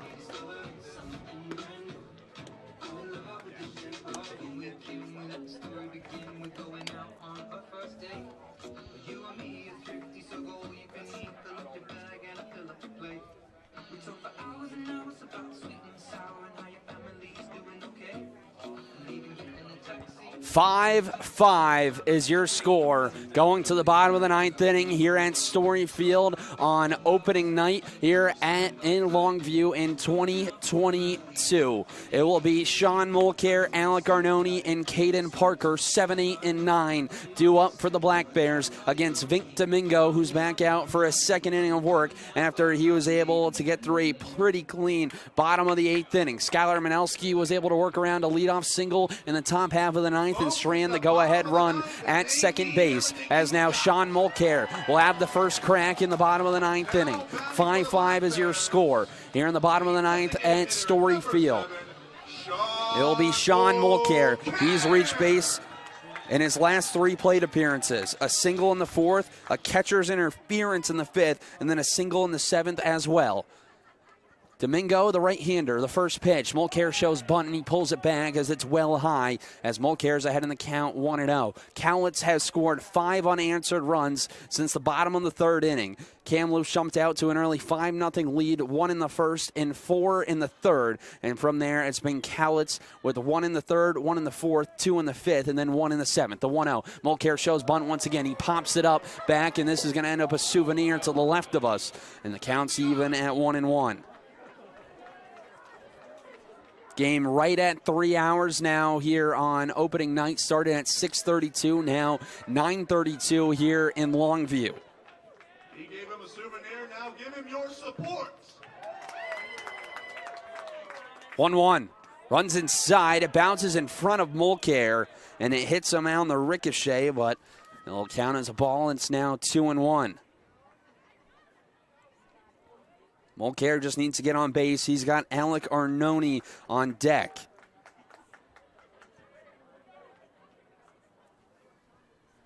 Two-one. Fastball, Mulcair's on it, but he fouls it back to the screen. It's now 2-2. Drop down to 57 degrees here in Longview this evening as the sun's gone down. Cool night. What a beautiful night here at Lower Columbia College. 2-2 the count. Domingo looking for a punch out. The pitch. Fastball, rather a changeup, got him swinging. He had Mulcair out in front. He struck out for the second time today. And there's one away in the bottom of the ninth inning for Alec Arnone. One of these two teams will do it twice more here this week, tomorrow and Wednesday at 6:35. Tomorrow's $2, $3 Tuesdays, that is. And then Wednesday's Fiber Family Wednesdays. Alec Arnone, the first pitch. He takes a ball down and away for ball number one. Arnone has reached base 3 times today. Single in the third, a double in the fifth, and then walked in the seventh. After flying out back in the second, the 1-0. He chases a high heater, counts even at a ball and a strike.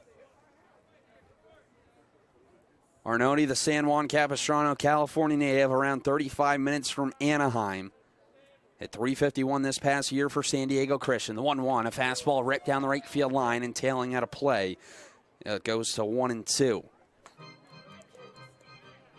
Arnone started off his college career at UC Riverside, and then moved to Cal State University, Northridge over the past 2 years before making his way to San Diego Christian. The 1-2. Breaking ball, chop foul. We'll do it again. A little bit of a hitch there in the leg lift from Vic Domingo as he's smiling, looking over at the first base dugout. Almost like Nestor Cortez of the New York Yankees. Clip went viral. The Cortez on the mound has been great for the Yankees all season long. But when he was facing off against Shohei Ohtani, time had to be called when he lifted his leg because he went up and went down and held it there for a couple of seconds, trying to throw anything off of Shohei. The 1-2, chopped over to the third baseman and Austin. He has it, tosses it across the diamond, and there's 2 away here in the bottom of the ninth. So that's going to bring in Caden Parker with 2 outs and nobody on. Here we go. Caden Parker trying to extend the inning. 2 home runs this past season with Clark. Could he get one here and try to walk it off here in the season, in the home opener? Domingo's first pitch. Fastball. Misses outside for ball number 1. Parker's been on base 3 times today. Single back in the third, and then a walk in the fourth and the 7th. A long pause, the 1-0. Fastball misses downstairs. It's 2-0 to the right fielder. Parker now with 3 hits on the season. With an RBI as well, 2 walks. Rather, 4 walks and 2 strikeouts. The 2-0 pitch coming. It's a fastball that misses at the eyes. It's 3-0.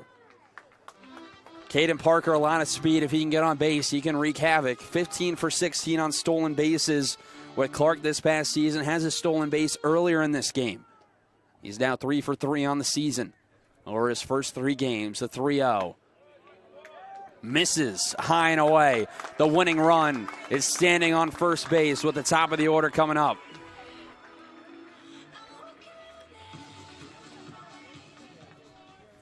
So it's going to be Ben Ziegler. A quiet night here in his Cowlitz Black Bears debut. He's 0 for 3 with an RBI and a sac fly and 2 strikeouts. The winning run standing over at first and Caden Parker. The first pitch in the dirt, and it skips away from Orr, but not far enough for Parker to take second. Noah Orr has been a wall behind home plate here this evening. He has saved a lot of runners advancing and probably some runs with his play behind the plate tonight. A huge lead over at first for Parker as Domingo comes set. The pitch runs inside. It's 2-0. A little surprised not to see Caden Parker running on either of the first two pitches. He has a massive lead over at first, about 20 feet off of the first base bag. Domingo's 2-0. Misses high above the letters. It's 3-0 to the leadoff man for the Black Bears.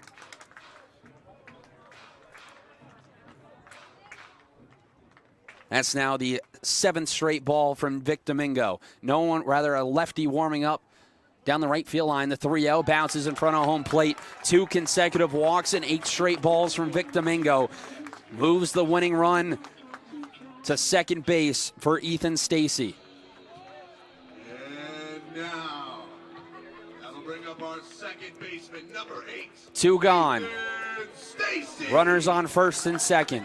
Tied at 5 in the bottom of the 9th inning. Here on the home opener in 2022. Cowlitz looking to pick up their 3rd win on the season. As Domingo will step off and he'll reset, as now Noah Orr will come out to talk to him to try to get the signs right now with the runner standing on second.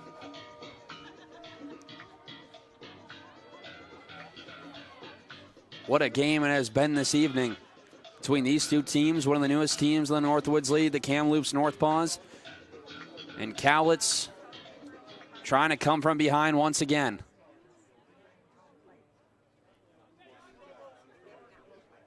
They came from behind 3 separate times yesterday, trying to come from behind and take this game from Kamloops and give them their 2nd loss of the season. Domingo set the first pitch to Stacy, almost hits him as he turns away from it. He's ahead in the count, ball and no strikes. After the 3rd inning, this Cowlitz pitching staff did a tremendous job keeping the bats in the game. 1-0. This is high and in. It's 2-0, and this is starting to set up for John Olson. 10 straight balls from Vic Domingo.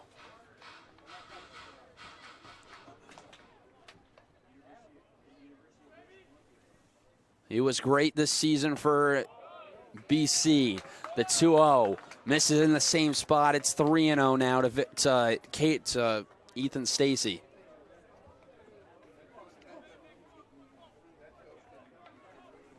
The 11th straight ball.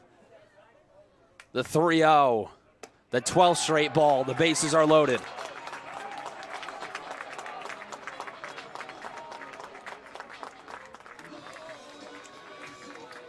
So the bases are loaded with 2 outs in the bottom of the 9th inning. With John Olson, the WCL Player of the Week, coming to the plate. For your first baseman, number 47, John Olson. He's been on base 3 times today. 2 walks and a single after going 11 for 12 over the weekend. Trying to come through here and send these Black Bears fans home happy. Domingo comes set, the first pitch. Misses down and away.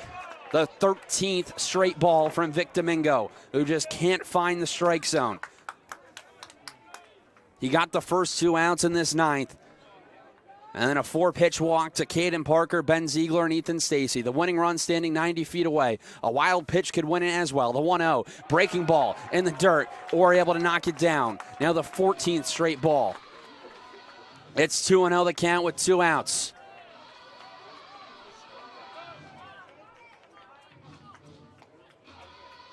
Domingo trying to do anything he can to find the strike zone. John Olson trying to send the Black Bears faithful home with a walk-off victory in the home opener. The pitch. There's a strike on the outside corner. It's 2-1. The first strike in 15 pitches from Domingo. Olson, 38 RBIs with Ventura College this past season. The 2-1. Fastball cut on and miss. Counts even at 2-2. He had 6 RBIs yesterday. Trying to pick up one here. 2-2 the count with 2 outs in the bottom of the 9th. 5-5 is your score between Kamloops and Cowlitz. The Black Bears trying to come back from 5 runs down. The 2-2 pitch. Cut on and miss for strike number 3. And we have free baseball at Story Field. A roller coaster of a bottom of the ninth inning. Vic Domingo loaded the bases, but he's able to punch out John Olson. And the Black Bears have left the bases loaded for the third time here this evening. We head to the 10th here at Story Field. Knotted up at 5 between Kamloops and Cowlitz. You're listening to Cowlitz Black Bears Baseball on Mixlr.com.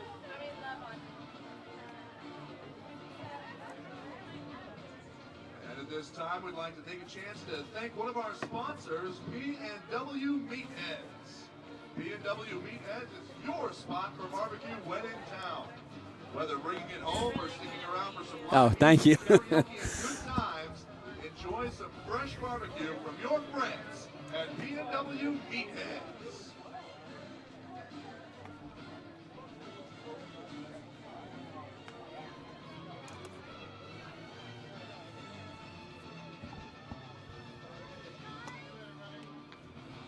Also a big thank you to Safeway and Albertson stores, proud sponsors of the College Black Bears.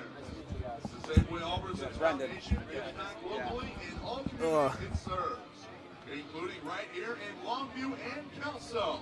Where we give is where we live. Safeway Albertsons, dedicated to bettering the lives of people in our neighborhoods. Free baseball and Story Field here on Monday evening. 9 innings wasn't enough between Kamloops and Cowlitz as we head to the 10th. It'll be 5, 6, and 7 due up for Kamloops here against Skylar Manelski. Back out for his second inning of work out of the bullpen. He'll deal with Noah Orr first. Righty on righty matchup to get things rolling in the 10th. The first pitch, a fastball misses inside for ball number 1. The Black Bears left the bases loaded in the bottom of the 9th inning. Vic Domingo walked him loaded with 2 outs. And then John Olson, the WCL Player of the Week after an 11 for 12 weekend, struck out with the bases loaded to send us to extras. The 1-0, a fastball, fouled back. It evens out the count at 1-1. Orr's been on base 3 times. He's 1 for 2. A pair of walks, a single, and a pop out to Ethan Stacy, the second baseman. The senior from the University of British Columbia. Hit .335 for them this past season in the NAIA. Manelski comes set. The 1-1. This one lifted down the right field line on the run. It's going to get down as Caden Parker went diving. Digging for second is Orr. The throw comes in. It's offline. The go-ahead run stands on second for the second straight inning for Kamloops. And there's a couple plays now down the right field line for both the right fielders, Caden Parker and Felix Chenier-Rondeau. Both went diving, both came up empty. And so now the go-ahead run standing on second base as Angus State will dig in. And now batting for Kamloops, number 7, the second baseman, Angus State. So that's a double for Orr, his second hit of the day. As now State digs in, 0 for 4 with 3 strikeouts. First pitch. Fastball, this one rocketing in the center. This one's going to get down for a base hit in front of Ziegler. Being held up at third is Orr. It's going to be runners on the corners with no outs in the top of the 10th inning.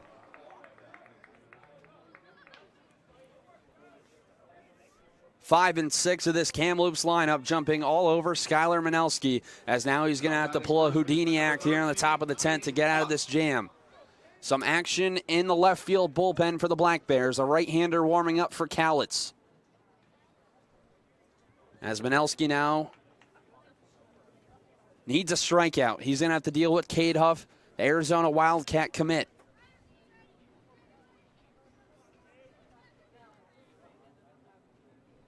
Manelski's first pitch. Runs outside for ball number 1. Arizona eliminated today from the NCAA tournament in the Coral Gables Regional.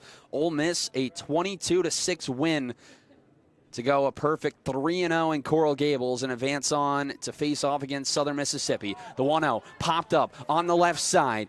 Ranging back is Bosette on the infield to make the catch as he stumbles to the ground. He holds on to it. A huge out number 1 for Skylar Manelski.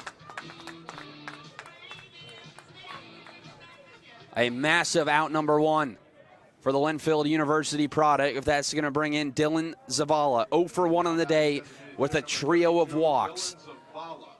Manelski just needs a ground ball up the middle to try to turn two, with Zavala coming to the plate. Has not really had to take the bat off his shoulder so far today. First pitch, called a strike on the outside corner with the sinker. Zavala a walk in the second, the third, and the eighth. 8 hits for this Kamloops team against this pitching staff today. The 0-1 runs outside, counts even at a ball and a strike. Zavala didn't play yesterday or in game number 2 back on Saturday after going 0 for 3 with the strikeout in the 8-2 loss for Kamloops on Saturday afternoon against Port Angeles. The 1-1 fouled back to the screen. A huge hack there from the designated hitter, but now we'll have to shorten up with 2 strikes. Zavala spent some time at San Antonio College as well as Chico State. 5'6", 160-pound junior from Ontario. He's down 1-2 the count. Manelski looking for a big punch out. He comes set at the chest with runners on the corners and 1 out in the 10th. The pitch way outside. This one ends up in the right-handed batter's box. Counts even at 2.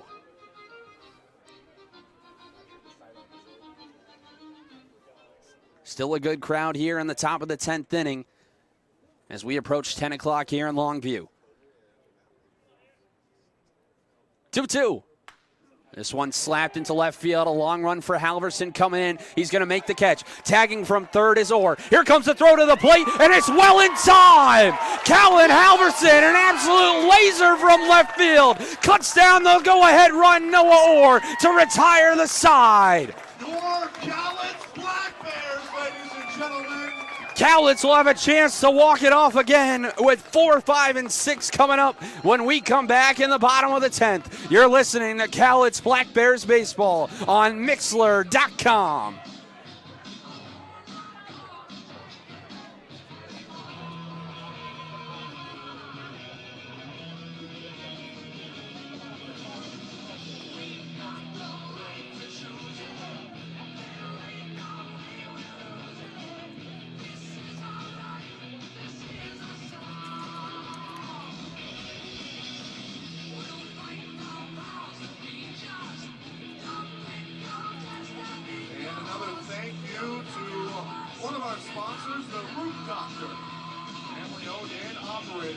Serving the Pacific Northwest since 1959.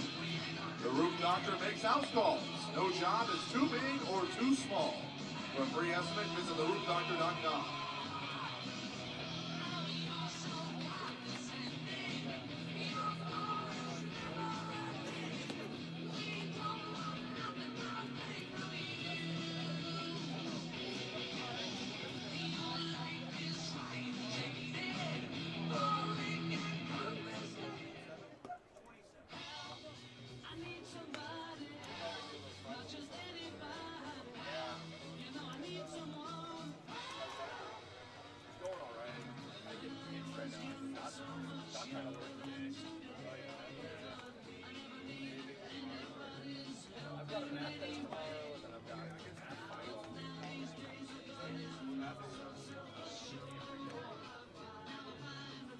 Your attention, please. Now warming up on the mound for the NorthPaws, number 27, Ben Pollock.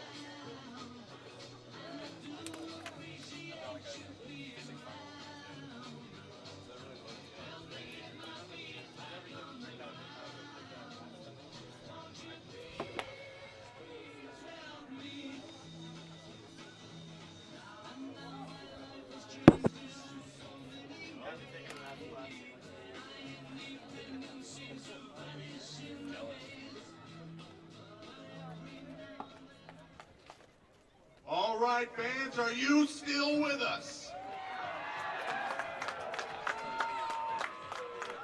Well, let these Black Bears hear you. 4, 5, and 6 up for Cowlitz. And the bottom of the 10th inning still knotted up at 5 thanks to Callan Halverson, who gunned out the go-ahead run in the top half of the 10th inning. They'll face off against the new arm, Ben Polak, from the left side. The first pitch. Breaking ball fouled back and out of play. It's 0-1 to Brock Bozette. What a game we've had here in the first home game of 2022 for this Cowlitz Black Bears team. Looking to walk it off here in the bottom of the 10th inning. They had a chance in the bottom of the 9th. It's the 0-1. This is downstairs. Counts even at 1-1.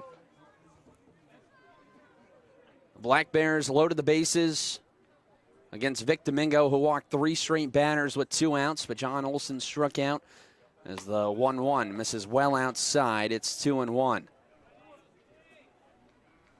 Polak, the San Jose State Spartan in the Mountain West Conference, a 6.97 ERA this past year. The 2-1. Bozette tries to go the right way with it and ends up out of play. Counts even at 2-2. Give you the final line on Vic Domingo. 2 innings, no hits, no runs, 4 walks, and 4 strikeouts. 2-2. Fastball ripped through the right side for a base hit. Brock Bozette, his second base hit of the night. He represents the winning run. He's standing on first base. Exactly what you needed to get things rolling in the bottom of the 10th inning, as that's going to bring in Matthew Schwartz. Let's hear it for Matthew Schwartz. No outs, the winning run on first. Matthew Schwartz coming up to the plate. He's 1 for 5 today. A single back in the 5th and reached on a fielder's choice in the 8th. Polak comes set, working from the third base side of the rubber. The third baseman, Austin, playing an expecting bunt. And just like that, Schwartz shows bunt, but he pulls it back as it misses high and outside for ball number 1. 5-5 your score in the bottom of the 10th. Matthew Schwartz playing here at his home field for LCC in his 2nd season with the Black Bears. The 1-0, he shows bunt once again, gets it back, right to the pitcher though. He's going to go to second, it's going to cut down the lead runner.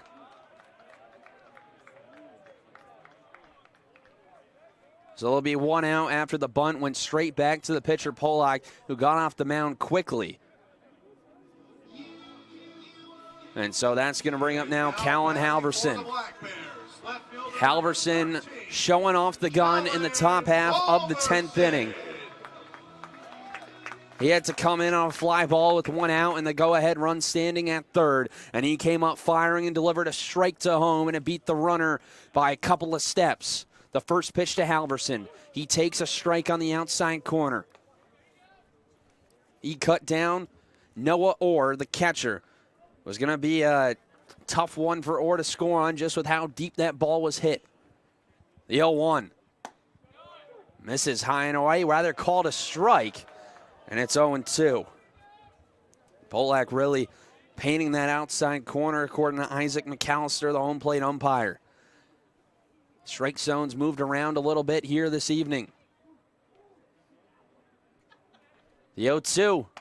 Fastball runs inside. Halverson didn't swing and went off the end of his bat, and it goes into play. Austin is able to charge on it, glove it, and will make the play to first as the runner Schwartz advances to second. Weird and unlucky play there for Callan Halverson. He tried turning out of the way of it, but it went off the knob of his bat. And so he's down, but the winning run moves up to second as Sean Mulcair will dig in with a chance to try to walk this one off. Anything into the outfield will have a good chance at scoring Schwartz. 2 outs, bottom of the 10th. 5-5 your score between Cowlitz and Kamloops. The first of 3 here this week between these 2 teams. It should be a fun rest of the week. Make sure you come out here to Story Field.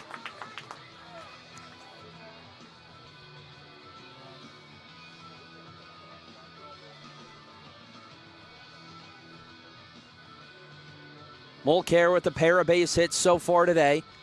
Also reached on a catcher's interference, has struck out twice as well. He got fooled on a changeup against Vic Domingo, back to lead off the bottom of the 9th inning. A lefty-on-lefty matchup as now Pollock gets ready. The southpaw stares in, gets his sign, comes set at the belt. The first pitch. Breaking ball, Mulcair went around on it on a pitch in the dirt. It's 0-1. Mulcair, the sophomore from Kenmore, Washington, was 1 for 10 over the weekend, has hit the ball hard and has now followed that up with 2 hits here today. The winning run standing on second in Matt Schwartz. Anything to the outfield, I think he's getting the green light. The 0-1. Breaking ball. Won't care, able to lay off this one as it's in the dirt once again with Noah Orr making yet another stop behind the plate. Evens out the count at a ball and a strike. Lights are on here at Story Field on the campus of Lower Columbia College as the sun's gone down. We approach 10 o'clock here in Longview. Fans still here in droves at Story Field. The 1-1. Breaking ball. This one popped up on the infield. State will come in, will make the catch, and the side is retired. So the Black Bears go down quietly in the bottom half of the 10th inning. They get the winning run to second, but can't bring them in. They score no runs on one hit, no errors. They leave one runner left on base. Let's go to the 11th here at Story Field. Tied up at 5 between Kamloops and Cowlitz. You're listening to Cowlitz Black Bears Baseball on Mixler.com.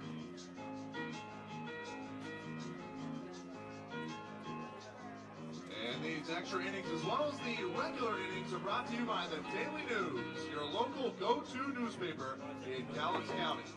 TDN is also a proud Black Bears partner, supporting Fiber Family Wednesdays all season long.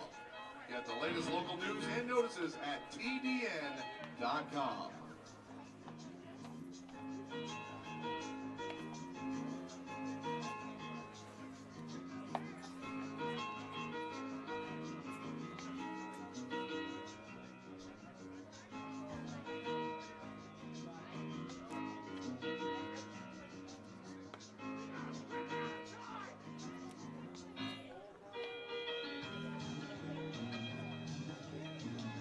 Your attention, please. Now warming up on the mound, the right-hander, number 1 out of Lower Columbia College, Cole Bertram.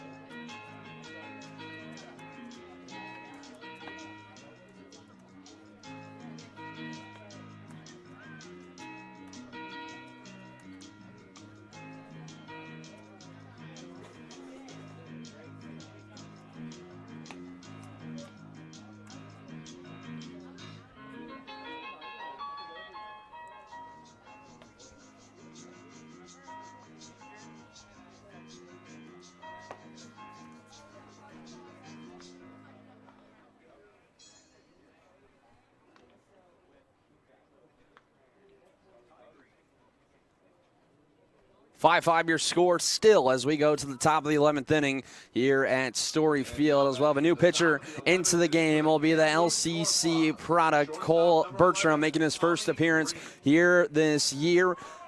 A 4.12 ERA with the Red Devils and over 19 2/3 innings pitched this past season. The sophomore from Beaverton, Oregon, gave up 9 earned runs, 14 walks to 19 strikeouts. Opponents hit .233 against him this year. Last through on May 22nd against Umpqua, where he wasn't able to record an out, gave up 2 runs and walked 2. First batter that he will face is Tommy Green. First pitch popped up on the right side. This one's going to end up out of play for strike number 1. All the way into the 11th now here on the home opener for the 2022 Cowlitz Black Bears season. 5 runs apiece, 8 hits for Kamloops, 10 for the Black Bears. The 0-1. Fastball. Misses. Down and in.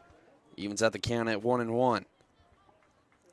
Well, free baseball here tonight. It might as well be free baseball on Wednesday as well with the Fiber Family Wednesdays. The 1-1 from Bertram.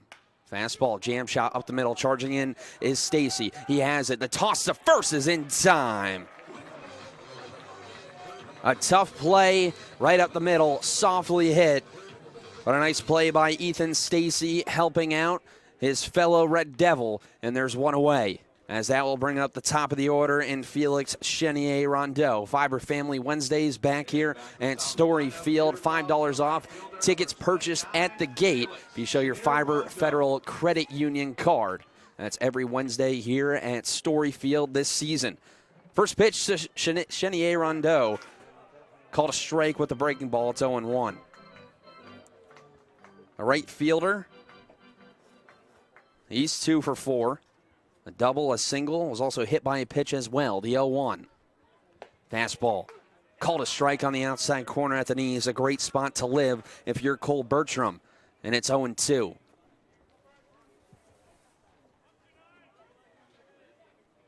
Bertram, 5'11", looking for a punch out. The 0-2. Curveball got him swinging for strike number 3. He went outside with the heater on the 0-1, and he ties up Chenier Rondeau for out number 2. And that will bring up Hunter Swap with 2 away in the top of the 11th. Tied up at 5 with 2 outs and nobody on. It will be the center fielder, Hunter Swap, to dig in. He's 0 for 4 with a walk with a couple of flyouts. The first pitch from Bertram. Breaking ball misses outside as Swap's ahead in the count, 1-0. Bertram, second year in the West Coast League, threw in 2 games last year for the Wenatchee Apple Sox, actually against the Cowlitz Black Bears. Threw 3 innings, 1 walk, and 3 strikeouts. The pitch. Fastball runs inside and all the way to the backstop as it's 2-0 now to Hunter Swap.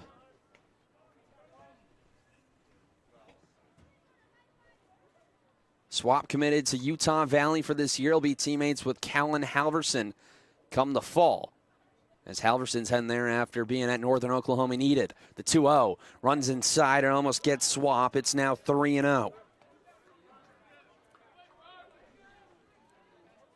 6'1", 210-pound junior, hit .376 this past year for Salt Lake Community College. 3-0 pitch, runs inside and almost clips Swap again. 4-pitch walk issued to Hunter Swap as the inning will continue for Zach Beatty. The 7th walk now by a Black Bears pitcher. 4 from Schuler, 1 from Wedge, 1 from Rodriguez, and now 1 from Cole Bertram. But they have combined now for almost 8 shutout innings. First pitch to Zach Beatty. This is downstairs. It's 1-0. Now 5 straight balls from Cole Bertram as the go-ahead run stands on first in the top of the 11th inning. 2 outs, tied up at 5 between Kamloops and Cowlitz. We've been this way since the 7th. The 1-0, there goes the runner. It's a fastball high. The throw down to second is going to be well late as Hunter Swap takes second base. He went 18 for 21 on stolen bases this past season with Salt Lake Community College. Is now, for the 3rd straight inning, the go-ahead run is in scoring position. 2-0 the count. Bertram set at the belt. Takes a look at second, the 2-0. Fastball right down the chute. Called for strike number 1 to Beatty. Beatty 1 for 5, a single back in the 3rd. Other than that, 2 strikeouts, a ground out with an RBI, and a fly out to Ben Ziegler in center. Couple of new additions today for the Black Bears. The left side of the infield and Ziegler in center. Cole Bertram as well on the mound. The 2-1 runs high and in. It's 3-1 now. A good count to hit if you're Zach Beatty.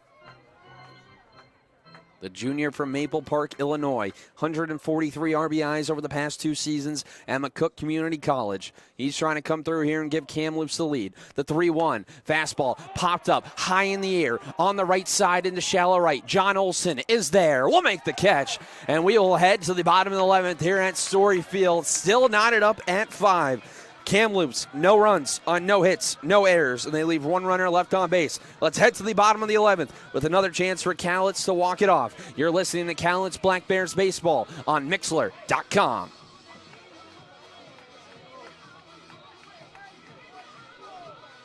All right, fans, 11th verse, same as the first. And here's just a reminder to make plans to join the Cowlitz Black Bears for summer fun with your group. Book the Bob's Sporting Goods Party Deck or Party Suites for company outings and other events. And don't forget about birthday parties and team get-togethers at the picnic tables. Make sure your special night is a memorable one right here at Story Field. Call the box office at 360-703-3195.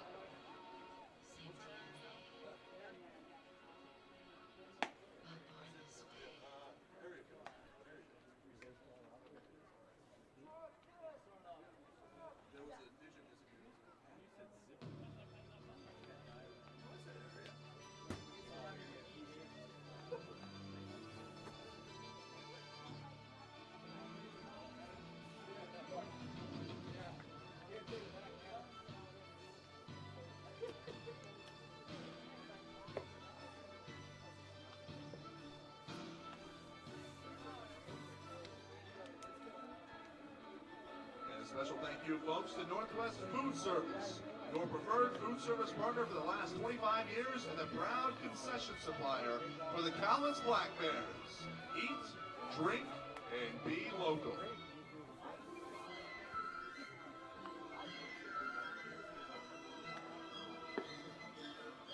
Still knotted up at 5. Bottom of the 11th inning at Storyfield. It'll be 8-9 and 1 up for Cowlitz against Ben Polak, who worked it pretty clean bottom half of the 10th inning, that is. Brendan Riley here at Storyfield as we approach 10-10 here in Longview. It'll be Alec Arnone to lead things off for Cowlitz in the bottom of the 11th inning.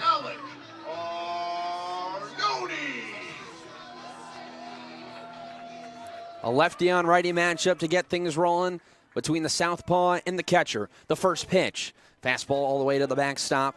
It's 1-0. In that 10th, Polak led on the leadoff man, Brock Bozette, with a single. Then it was a sacrifice bunt attempt by Matthew Schwartz that went right back to Polak, who got off the mound. The 1-0. Fastball popped up on the right side into shallow right field. A long run for Angus State. And I'll make the catch just in fair territory for out number 1. A long run there for the second baseman with Felix Chenier-Rondeau crashing in.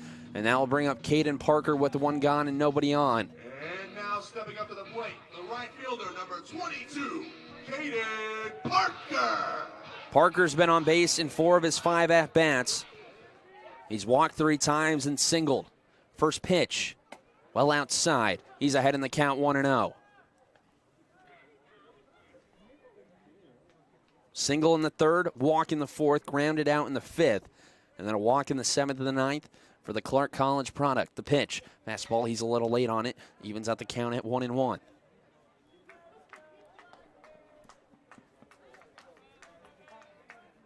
Parker South Region first team all NWAC after hitting .310 over 45 games. Speedster on the base paths, he can wreak havoc. The 1-1. He's able to lay off a high fastball as the count moves to 2 balls and a strike. Westland, Oregon native, the freshman, 5'8", 150 pounds. 3 for 3 on stolen bases now this year. If he can get on base, you have to think he'll be moving, especially with the top of the order coming up. Here comes the 2-1 pitch. It's called a strike at the knees. It's 2-2.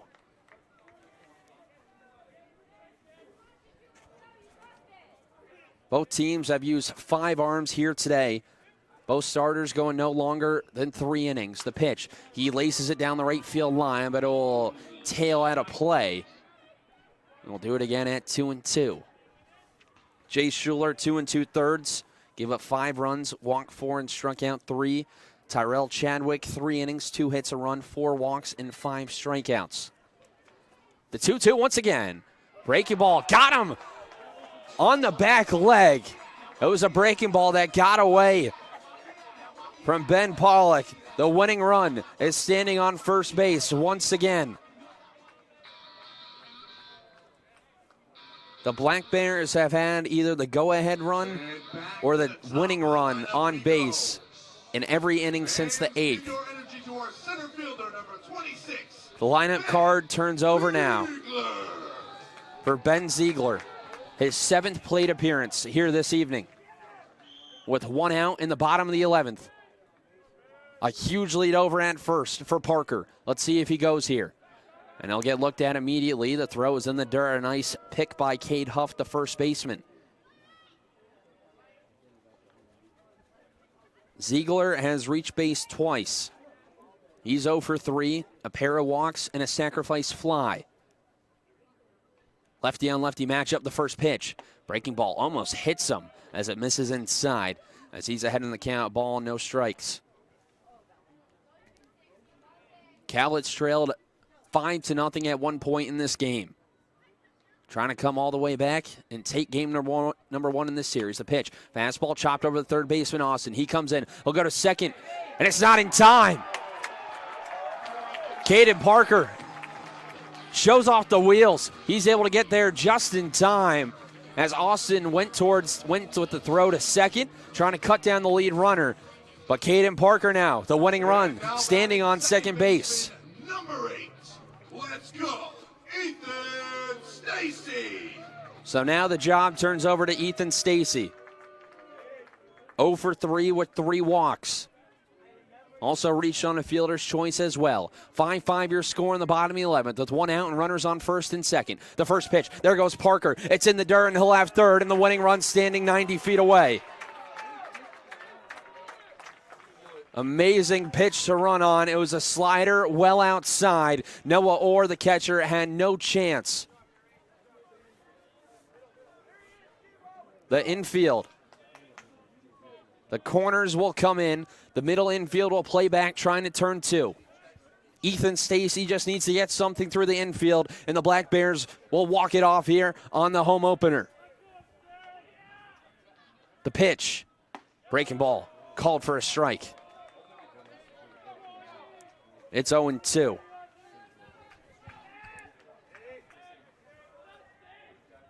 Oh, 0-2 the count. 1 out. Caden Parker standing 90 feet away. A wild pitch or pass ball can win it as well. Polak set. The 0-2. Breaking ball in the dirt. Another nice block by Orr. And Stacy's able to lay off it. The count moves to 1-2. Only 1 hit since this game's been tied up for the Black Bears. That was last inning from Brock Bozette. Black Bears have 10 hits today, back in the double-digit column. The 1-2, there goes the runner. It's a breaking ball. Slot to the left side for a base hit. Coming in to score is Caden Parker, and Ethan Stacy has sent the Black Bears home winners on opening night here at Story Field. Your final score, the Black Bears 6. And the Kamloops NorthPaws 5. They come all the way back from 5 runs down as the whole team heads over and mosh pits Ethan Stacy. What a night here on the home opener. The Cowlitz Black Bears come all the way back from 5 runs down and are able to take game number 1 here in this 3-game set. What a night here at Story Field. The Black Bears, victors here this evening. They're able to come all the way back and win the marathon here on Monday night at Story Field.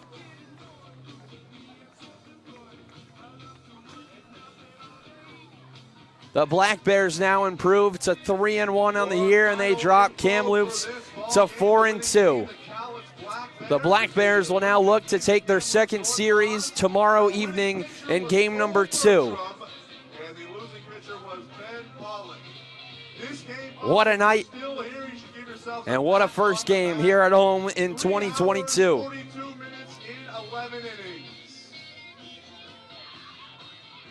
Kamloops, 5 runs on 8 hits. 2 errors. Cowlitz, 6 runs on 11 hits and no errors. The win goes to Cole Bertram. He improves to 1-0. The loss goes to Ben Pollock as he drops to 0-1 in a game that took 3 hours and 42 minutes in front of a jam-packed crowd here at Story Field on opening night. Your final score, once again, the Black Bears 6 and Kamloops 5. That'll just about do it for me here on Monday evening.